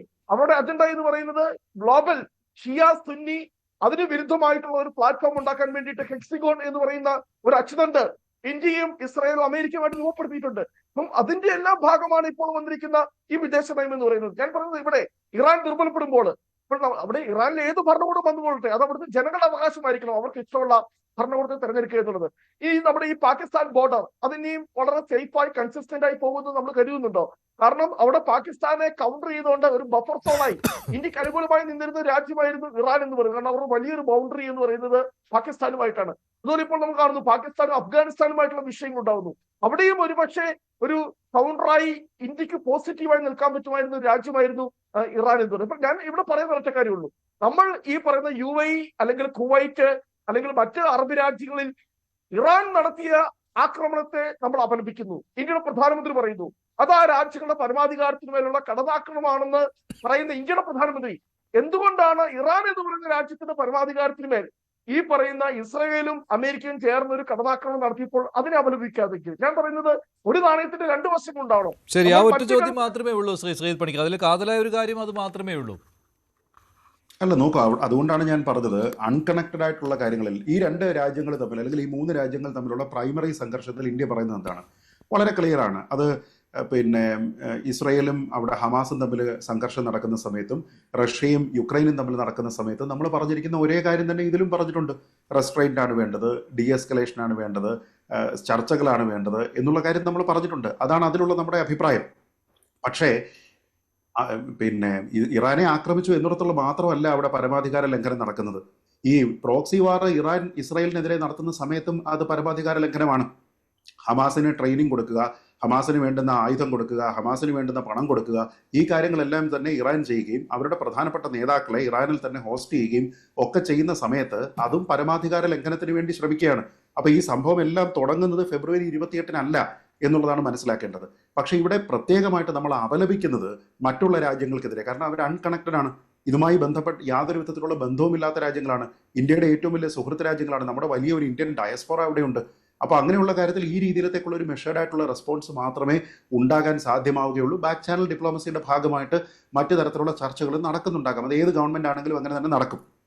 രണ്ട്, നേരത്തെ ഈ പറഞ്ഞതുപോലെ ആണവോർജ്ജം എന്ന് പറയുന്നത് ഇറാന്റെ അവകാശമല്ല എന്ന് ഇസ്രയേലോ അമേരിക്കയോ പോലും പറയുന്നില്ല. അവര് NPT-യിൽ സിഗ്നറ്ററി ആയതുകൊണ്ട് അവർക്ക് സിവിലിയൻ ആവശ്യത്തിനുള്ള ന്യൂക്ലിയർ കപ്പാസിറ്റി ഡെവലപ്പ് ചെയ്യുന്നതിന് ഒരു തരത്തിലുള്ള തടസ്സവുമില്ല. പക്ഷേ ശ്രീ റോണി മനസ്സിലാക്കേണ്ടത് അതിന് 5% താഴെ യുറേനിയം സമ്പുഷ്ടീകരണം മതി. 5% താഴെ മതി എന്നിരിക്കെ അതിന്റെ 12 ഇരട്ടിയായിട്ട് 60% മുകളിൽ അവർ പതിറ്റാണ്ടുകൾക്ക് മുൻപ് തന്നെ അച്ചീവ് ചെയ്തിട്ടുണ്ടെങ്കിൽ അത് പിന്നെ എന്തിനാണ്? അതാണ് ഒന്നാമത്തെ ചോദ്യം. അതുകൊണ്ടാണ് അന്താരാഷ്ട്ര ആണവോർജ്ജ ഏജൻസി പറയുന്നത് ഇവർ പോകുന്നത് 90% മുകളിലേക്കുള്ള എൻറിച്ച്മെന്റ് ആണ്. എന്ന് വെച്ചാൽ വെപ്പൺ ഗ്രേഡ് മാത്രമേ പിന്നെ ബാക്കിയുള്ളൂ. അത് കൃത്യമായിട്ട് മനസ്സിലാക്കിയത് കൊണ്ടാണല്ലോ കോൺഗ്രസ് ഗവൺമെന്റ് 3 വർഷങ്ങളിൽ ഇറാനെതിരെ വോട്ട് ചെയ്തത്. അതല്ലാതെ പിന്നെ കോൺഗ്രസ് ഗവൺമെന്റ് അതെന്തിനാണ് വോട്ട് ചെയ്തത്? കോൺഗ്രസ് ഗവൺമെന്റ് എന്തുകൊണ്ട് ഇറാനെതിരെ വോട്ട് ചെയ്തു? ആണവോർജ്ജം അവരുടെ അവകാശമല്ല എന്ന് വിചാരിച്ചിട്ടാണോ? സിവിലിയൻ ന്യൂക്ലിയർ പ്രോഗ്രാമുകൾ വേണ്ട എന്ന് കരുതിയിട്ടാണോ? അങ്ങനെ ഇറാനിൽ ആർക്കും വെട്ടം വെളിച്ചൊന്നും കിട്ടണ്ട എന്ന് കരുതിയിട്ടാണോ? അല്ല. അപ്പോൾ നമുക്കൊരു ചർച്ചയിൽ ഇതൊക്കെ ഒരു വാദമായിട്ട് പറയാം. പക്ഷേ കോൺഗ്രസിന്റെ ആൾക്കാർക്കെല്ലാം വളരെ കൃത്യമായിട്ട് അറിയാം. ഇനി നോർത്ത് കൊറിയ എന്തുകൊണ്ടാണ് ആക്രമിക്കാത്തത് എന്ന് ചോദിച്ചു കഴിഞ്ഞാൽ അതും വളരെ ക്ലിയർ ആണ്. ഹോസ്റ്റൈലിറ്റി പല കാര്യങ്ങളിലും നയതന്ത്രപരമായിട്ടുണ്ടെങ്കിലും death to America, death to Israel എന്നുള്ള പ്രഖ്യാപനങ്ങൾ ഇവിടെ ഇല്ല എന്നുള്ള കാര്യമായിട്ടുള്ള ഒരു വ്യത്യാസമുണ്ട്. അതുകൊണ്ടാണ് എക്സിസ്റ്റൻഷ്യൽ ക്രൈസിസ് എന്ന് പറയുന്നത്. പല കാരണങ്ങളുണ്ട്. ഒന്ന് നോക്കൂ, ഹിസ്ബുള്ള, ഹമാസ്, ഹൂത്തീസ് ഇവർക്ക് സാമ്പത്തികമായിട്ടും ആയുധങ്ങളുടെ കാര്യത്തിലും പരിശീലനത്തിലും സാങ്കേതികതയിലും എല്ലാം തന്നെ ഏറ്റവും കൂടുതൽ പിന്തുണ നൽകുന്ന രാജ്യത്തിന്റെ പേര് ഇറാൻ എന്നാണ്. വളരെ കൃത്യമായിട്ടുള്ള ഒരു കാര്യം. ഇറാൻ എന്ന് പറയുന്നത് ഈ ലോകത്തിനെ മൊത്തത്തിൽ ബാധിച്ചിരിക്കുന്ന ഒരു ക്യാൻസർ ആയതുകൊണ്ട് അതിനെ പിഴുതെറിയണം എന്ന് പറഞ്ഞിരിക്കുന്നത് ഇതേ ഖമനയും സംഘവുമാണ്. ഇസ്രായേലിന്റെ പൂർണ്ണമായിട്ടുള്ള ഉന്മൂലനമാണ് നമ്മുടെ പ്രഖ്യാപിത ലക്ഷ്യം എന്ന് പ്രഖ്യാപിച്ചിരിക്കുന്ന അവരാണ്. 2040 ഇസ്രായേൽ എന്ന് പറയുന്ന ഒരു സയനിസ്റ്റ് രാജ്യം ഈ ലോക ഭൂപടത്തിൽ നിന്ന് തന്നെ മായ്ച്ചു കളയണം എന്നുള്ള പ്രഖ്യാപനം ഇറാനിൽ നിന്ന് വന്നിട്ട് എത്രയോ കാലമായി. അപ്പോൾ ആ രീതിയിലത്തേക്ക് ശ്രമിക്കുന്ന ഒരു രാജ്യം എന്തിനു വേണ്ടിയിട്ടാണ് യുറേനിയം സമ്പുഷ്ടീകരണം ഈ ലെവലിൽ നടത്തുന്നത്? അത് വെപ്പൺ ഉണ്ടാക്കാനാണ്. ആ വെപ്പൺ അവർ റെസ്പോൺസിബിൾ ആയിട്ട് ഉപയോഗിക്കും എന്ന് എന്തെങ്കിലും ഗ്യാരണ്ടി ഉണ്ടോ? അവർ നാളെ ഈ ടെക്നോളജി ഹമാസിനോ ഹൂത്തികൾക്കോ വല്ലതും കൊടുത്തു കഴിഞ്ഞാൽ ഇപ്പോൾ യാതൊരു വിധത്തിലുള്ള റെസ്ട്രെയിൻറ്റും ഇല്ലാതെ നിർബാധം ആക്രമണം തുടരുന്ന ഇവർ ഏതെങ്കിലും തരത്തിൽ അവർക്ക് ഏതെങ്കിലും ഒരു ജനതയെ സംരക്ഷിക്കേണ്ടതുണ്ടോ? ഏതെങ്കിലും താല്പര്യം സംരക്ഷിക്കേണ്ടതുണ്ടോ? ഇറാനെ പോലെയോ നോർത്ത് കൊറിയയെ പോലെയോ ഉള്ള ഉത്തരവാദിത്വ ബോധമെങ്കിലും അവർക്കുണ്ടോ? അങ്ങനെയില്ല. നേരെ മറിച്ച് തിരിച്ച് ഇത് ഇറാൻ റെസിപ്രോക്കേറ്റ് ചെയ്യുന്നുണ്ടോ നോക്കൂ. ഏതെങ്കിലും ഒരു സ്റ്റേറ്റ്മെന്റിൽ ഇറാനെ ഇല്ലാതാക്കണമെന്ന് നാളിതുവരെ ഇസ്രായേൽ പറഞ്ഞിട്ടുണ്ടോ? അമേരിക്ക പറഞ്ഞിട്ടുണ്ടോ? അവരാകെ പറയുന്നത് എന്താണ്? Complete nuclear disarmament. 1. 2, nuclear ballistic പദ്ധതികളെല്ലാം തന്നെ അവർ ഉപേക്ഷിക്കണം. 3, അതുകൊണ്ട് തന്നെ അവിടുത്തെ സർക്കാർ മാറണം. അതാണ് റെജൈം ചേഞ്ച് എന്ന് അവർ പറയുന്നത്. കാരണം എന്താ? ഇപ്പോഴത്തെ റെജൈം ആണെങ്കിൽ ഇത് തന്നെ തുടരുകയാണ്. അഹമ്മദീനജാദ് ഇരുന്നിരുന്ന സമയം മുതൽ തന്നെ അവിടെ ഭരണത്തിലേക്ക് പല ആൾക്കാർ മാറി മാറി വന്നു എന്ന് പറഞ്ഞു കഴിഞ്ഞാലും ഇവരുടെ മത നേതൃത്വം, ആത്മീയ നേതൃത്വം പണ്ട് മുതൽ പറയുന്ന കാര്യങ്ങൾ എന്താണോ ആ കാര്യങ്ങളാണ് ഇവർ ചെയ്യുന്നത്. പക്ഷേ നോർത്ത് കൊറിയയുമായിട്ട് സിഗ്നിഫിക്കൻ്റ് ആയിട്ടുള്ള ഒരു വ്യത്യാസം കൂടിയുണ്ട്. കാരണം നോർത്ത് കൊറിയയും ഇറാനെ പോലെ തന്നെ പോയി ഈ ട്രീറ്റി ഒക്കെ ഒപ്പിട്ടതാണ്. 1985-ലോ മറ്റോ ആണ് നോർത്ത് കൊറിയ പോയി ഒപ്പിടുന്നത്. പക്ഷേ നോർത്ത് കൊറിയയ്ക്ക് സ്വയമായിട്ട് തോന്നി ഈ മേഖലയിൽ ഞങ്ങൾക്ക് സമാധാനമായിട്ട് കഴിയണമെങ്കിൽ ഞങ്ങൾക്ക് ന്യൂക്ലിയർ വെപ്പൺട്രി വേണം, ടെക്നോളജി ഉണ്ടാകണം. അതുകൊണ്ട് അവരെന്താ ചെയ്തേ? 2003-ൽ മാന്യമായിട്ട് NPT-യിലെ 10ാമത്തെ ക്ലോസ് ഉപയോഗിച്ചുകൊണ്ട് അവരതിൽ നിന്ന് എക്സിറ്റ് ചെയ്തു. ഇറാൻ അത് ചെയ്യാം. എന്തുകൊണ്ട് ഇറാൻ ചെയ്യുന്നില്ല? അതിനൊരു ഭാരിച്ച കാര്യവുമില്ല. 3 മാസത്തെ അഡ്വാൻസ് നോട്ടീസ് കൊടുക്കണം. ഞങ്ങൾക്ക് ഇത് ഒഴിവാക്കാൻ പറ്റാത്ത ഒരു സാഹചര്യമാണ് എന്ന് അവർ പറയണം. എന്നിട്ട് ഈ IAEA-യുടെയും മറ്റുള്ള മെമ്പർ സ്റ്റേറ്റ്സിനെയും UN സെക്യൂരിറ്റി കൗൺസിലിനെയും അറിയിക്കണം. ഇത് മാത്രമേ വേണ്ടൂ. അത് ചെയ്തു കഴിഞ്ഞാൽ പിന്നെ അന്താരാഷ്ട്ര ആണവോർജ്ജ ഏജൻസി നിങ്ങളുടെ 7 അയലത്തേക്ക് തിരിഞ്ഞു നോക്കില്ല. നിങ്ങൾക്ക് നിങ്ങളുടെ കാര്യങ്ങൾ ചെയ്യാം. ഇന്ത്യ എങ്ങനെയാണ് ചെയ്തത്? പാകിസ്ഥാൻ എങ്ങനെയാണ് ചെയ്തത്?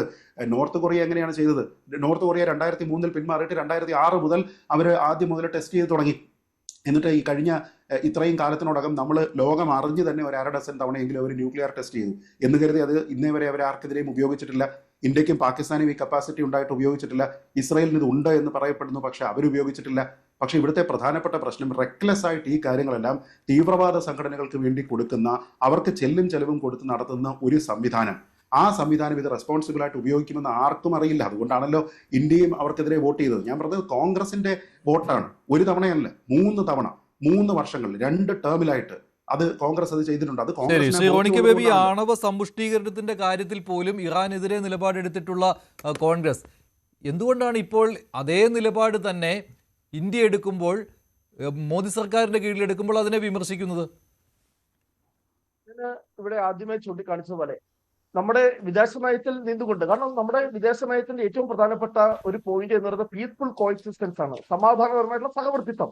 അതുകൊണ്ട് തന്നെ നമ്മുടെ ഇന്ത്യൻ ഭരണഘടനയുടെ ആർട്ടിക്കിൾ 51 കൃത്യമായി പറഞ്ഞിട്ടുണ്ട് അന്താരാഷ്ട്ര സമാധാനം പ്രോത്സാഹിപ്പിക്കാൻ ആവശ്യമായ നടപടികൾ സ്വീകരിക്കണം.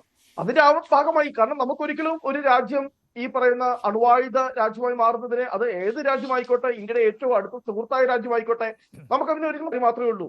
നമ്മുടെ വിദേശ നയം, അത് ഞാൻ പറഞ്ഞല്ലോ, അത് കോൺഗ്രസിന്റെ ഗവൺമെന്റ് മാത്രമല്ല. ഇറാനിലെ യുറേനിയം എൻറിച്ച്മെന്റ് തെറ്റാണ് എന്ന് കോൺഗ്രസിന്റെ ഒരു അഭിപ്രായം ഉണ്ടായിരുന്നോ ഇല്ലയോ? ഇപ്പോഴും കോൺഗ്രസിന് അഭിപ്രായം ഉണ്ടോ ഇല്ലയോ? ന്യൂക്ലിയർ ബോംബിലേക്ക് അവർ പോകുന്ന വഴിയുണ്ടെങ്കിൽ നമ്മൾ അതിന് തടയണം. അങ്ങനെ തോന്നിയത് കൊണ്ടല്ലേ കോൺഗ്രസ് വോട്ട് ചെയ്തത്? അതുകൊണ്ടാണല്ലോ ഈ ഇറാന്റെ മേൽ ഉപരോധങ്ങൾ ഏർപ്പെടുത്തിയപ്പോൾ അതിനെ ഞങ്ങൾ വിമർശിച്ചിട്ടില്ല. ആ ഉപരോധങ്ങൾ ഏർപ്പെടുത്തിയത് നമ്മൾ പിന്തുണച്ചിട്ടുണ്ട്. അപ്പൊ ഇറാനെ നിങ്ങൾ കുറ്റം പറയല്ലേ? അപ്പൊ കോൺഗ്രസ് ഇറാനെ കുറ്റം പറയല്ലേ? ഇസ്രായേലിന്റെ ഭാഗമല്ലേ ഇപ്പൊ ഈ പറയുന്നത്? ഇസ്രായേലും പറയുന്നത് തന്നെയല്ലേ? വളരെ കൃത്യമായി ഞാൻ പറയാം. ഇവിടെ ഇസ്രായേലിന് ഒരു എക്സിസ്റ്റൻസിനുള്ള അവകാശമുള്ളത് പോലെ തന്നെ ഇറാനും ഞാൻ പറഞ്ഞ പോയിന്റ് വളരെ കൃത്യമാണ്. ആദ്യം തൊട്ട് ഈ തരത്തിൽ പറയുന്നത് ഒരു പരമാധികാര രാജ്യത്തിന്റെ പരമാധികാരത്തെ റെസ്പെക്ട് ചെയ്യണം ഒരു ഇന്റർനാഷണൽ ഫോറം. അതിനകത്ത് ഇന്ത്യ ഇരട്ടത്താപ്പ് കാണിക്കരുത്. നമ്മൾ ഈ പറയുന്ന ഗൾഫ് രാജ്യങ്ങളിൽ ഇറാൻ നടത്തിയ ആക്രമണത്തെ അപലപിക്കുമ്പോൾ ആ ശ്രീ റോണി, എന്റെ ചോദ്യം, ഇസ്രായേൽ എന്ത് കാരണം പറഞ്ഞുകൊണ്ടാണോ ഇന്ന് 2026 ഇറാനെ ആക്രമിക്കുന്നത്, ആ കാരണങ്ങൾ ന്യായമാണ് എന്ന് കോൺഗ്രസ് സർക്കാരിന് ബോധ്യമായതുകൊണ്ടല്ലേ 3 വർഷങ്ങളിൽ UPA 1-ന്റെയും 2-ന്റെയും കാലത്ത് ഇറാനെതിരെ വോട്ട് ചെയ്തത്? നരേന്ദ്രമോദി ഇറാനെതിരെ വോട്ട് ചെയ്തിട്ടില്ല, കോൺഗ്രസ് ആണ് വോട്ട് ചെയ്തത്. ഡോക്ടർ മൻമോഹൻ സിംഗ് ആണ് 3 തവണ വോട്ട് ചെയ്തത്, അദ്ദേഹത്തിന്റെ ഭരണകൂടം. പിന്നെ ഇവിടെ ഒരു കാര്യം അവിടെ ചൂണ്ടിക്കാണിച്ചോട്ടെ. ഇപ്പോൾ അമേരിക്കയും ഇസ്രായേലും പറയുന്ന മുഴുവൻ സ്റ്റോറിയെയും അവിടെ എന്താ പറഞ്ഞുകൊണ്ടിരുന്നത്? അവിടെ സദ്ദാം ഹുസൈൻ ഒരുപാട് ജൈവ രാസായുധങ്ങൾ ഉണ്ടാക്കി. അല്ല, ഇത് സദ്ദാം ഹുസൈന്റെ കാര്യമല്ല, ഇത് അന്താരാഷ്ട്ര ആണവോർജ ഏജൻസി പറഞ്ഞ കണക്കുകളെ കോൺഗ്രസ് ഗവൺമെന്റ് അംഗീകരിച്ചതല്ലേ? ഞാൻ പറഞ്ഞ അമേരിക്ക പറഞ്ഞ് കേട്ടിട്ടല്ലോ കോൺഗ്രസ് പോയി വോട്ട് ചെയ്തത്. അതിന് മറുപടി ഇല്ല ശ്രീ റോണിക്ക്. ശ്രീ റോണിക്ക് അതിന് മറുപടി ഇല്ലല്ലോ. ശ്രീജിത്ത്, എനിക്ക് കൃത്യമായ മറുപടി ഉണ്ട്. ഞാൻ നമ്മൾ എന്തിനാണ് ഇസ്രായേലിന്റെയും അമേരിക്കയുടെ അടിമയായി മാറി? അതല്ലല്ലോ എന്റെ ചോദ്യം. എന്റെ ചോദ്യം അതല്ല. എന്റെ ചോദ്യത്തിനല്ല താങ്കൾ മറുപടി പറഞ്ഞു. എന്റെ ചോദ്യം വളരെ ലളിതമാണ്. എന്റെ ചോദ്യം വളരെ ലളിതമാണ് ശ്രീ റോണി. അല്ലല്ല, എന്റെ ചോദ്യത്തിൽ നിന്ന് താങ്കൾ തെന്നിമാറി പോകരുതെന്നുള്ള ഒരു അപേക്ഷയാണ്. എന്റെ ചോദ്യം ഞാൻ ഒന്നുകൂടി ആവർത്തിക്കാം. 3 വർഷങ്ങളിൽ ഡോക്ടർ മൻമോഹൻ സിംഗ് ഇന്ത്യയുടെ പ്രധാനമന്ത്രിയായിരുന്ന സമയത്ത് കോൺഗ്രസിന്റെ ഉചിതമായ ബോധ്യത്തിന്റെ അടിസ്ഥാനത്തിലെടുത്ത തീരുമാനത്തിൽ ഇറാനെ നമ്മൾ രേഖകൾ മുന്നിൽ വെച്ചുകൊണ്ട് അന്താരാഷ്ട്ര ആണവോർജ ഏജൻസിയിൽ 3 പ്രാവശ്യം ഇറാനെതിരെ വോട്ട് ചെയ്തത് ഇന്ത്യയാണ്. അപ്പോ കോൺഗ്രസിന്റെ ബോധ്യം എന്തായിരുന്നു എന്നുള്ളത് മാത്രമാണ് എന്റെ ചോദ്യം. വെപ്പൺ ഗ്രേഡിലേക്ക് യുറേനിയം എൻറിച്ച്മെന്റ് ചെയ്യുന്നുണ്ട് എന്നുള്ളതായിരുന്നില്ലേ ബോധ്യം? അങ്ങ് പറഞ്ഞല്ലോ. ഇവിടെ ചോദിക്കുള്ളൂ, ഇറാനെ വിമർശിക്കാൻ കാണിക്കുന്ന ആർജവത്വം എന്തുകൊണ്ട് അമേരിക്കയും ഇസ്രായേലിനെയും വിമർശിക്കുന്നില്ല? എന്റെ ചോദ്യം അതല്ല. അത് കോൺഗ്രസിന്റെ നിലപാട് അതേ വരികയുള്ളൂ. ഈ പരമാധികാരത്തിൽ ഇടപെടുമ്പോൾ അതിനെ അപലപിക്കുന്നതിനും ഒരേ പാരാമീറ്റർ വേണം എന്നുള്ളതാണ്. ശ്രീ മോഹൻ വർഗീസ്, ഇത് കോൺഗ്രസിന് ഗുണമാണോ ദോഷമാണോ ഉണ്ടാക്കാൻ പോകുന്നത്? സോണിയാഗാന്ധി ഇന്ത്യൻ എക്സ്പ്രസ് പത്രത്തിൽ എഴുതിയ ആർട്ടിക്കിളിന്റെ പശ്ചാത്തലത്തിലാണ് നമ്മൾ ഈ ചർച്ച ചെയ്യുന്നത്. അത് ഏതാണ്ട് അവസാന ഘട്ടത്തിൽ, ഈ ചർച്ചയുടെ അവസാന ഘട്ടത്തിലേക്ക് വന്നു. ഈ ജങ്ചർ കൂടെ നോക്കണം, അതിൻ്റെ കോണ്ടെക്സ്റ്റ് കൂടെ നോക്കണം. ഇതെല്ലാം നമ്മൾ വിദേശകാര്യമാണ് സംസാരിച്ചത്. പക്ഷേ ഒരു തെരഞ്ഞെടുപ്പ് വരാനിരിക്കുകയാണ്. ബംഗാളിൽ, ആസാമിൽ, കേരളത്തിൽ. ഇവിടെ ഇന്ത്യയിലെ ന്യൂനപക്ഷങ്ങൾക്ക്, പ്രത്യേകിച്ച് ഇസ്ലാമിക ന്യൂനപക്ഷങ്ങൾക്ക് ഒരു വോട്ട് ബാങ്ക് എന്ന നിലയിൽ പ്രവർത്തിക്കേണ്ടതുണ്ടോ? അങ്ങനെയെങ്കിൽ അത് കോൺഗ്രസിന് അനുകൂലമാകുമോ? ചെറിയ പ്രസ്താവന, വിദേശകാര്യ നയത്തിൽ ഉൾപ്പെടെയുള്ളൊരു പ്രസ്താവന വോട്ട് ബാങ്ക് രാഷ്ട്രീയത്തിന് ഗുണകരമാകുമോ? എങ്കിൽ വൈ നോട്ട് എന്ന ചിന്ത പൂർണ്ണമായി തള്ളിക്കളയാനാവുമോ? ശ്രീ റോണി, ഇവിടെ യഥാർത്ഥത്തിൽ സോണിയാഗാന്ധിക്ക് അവകാശമുണ്ട് പറയാൻ.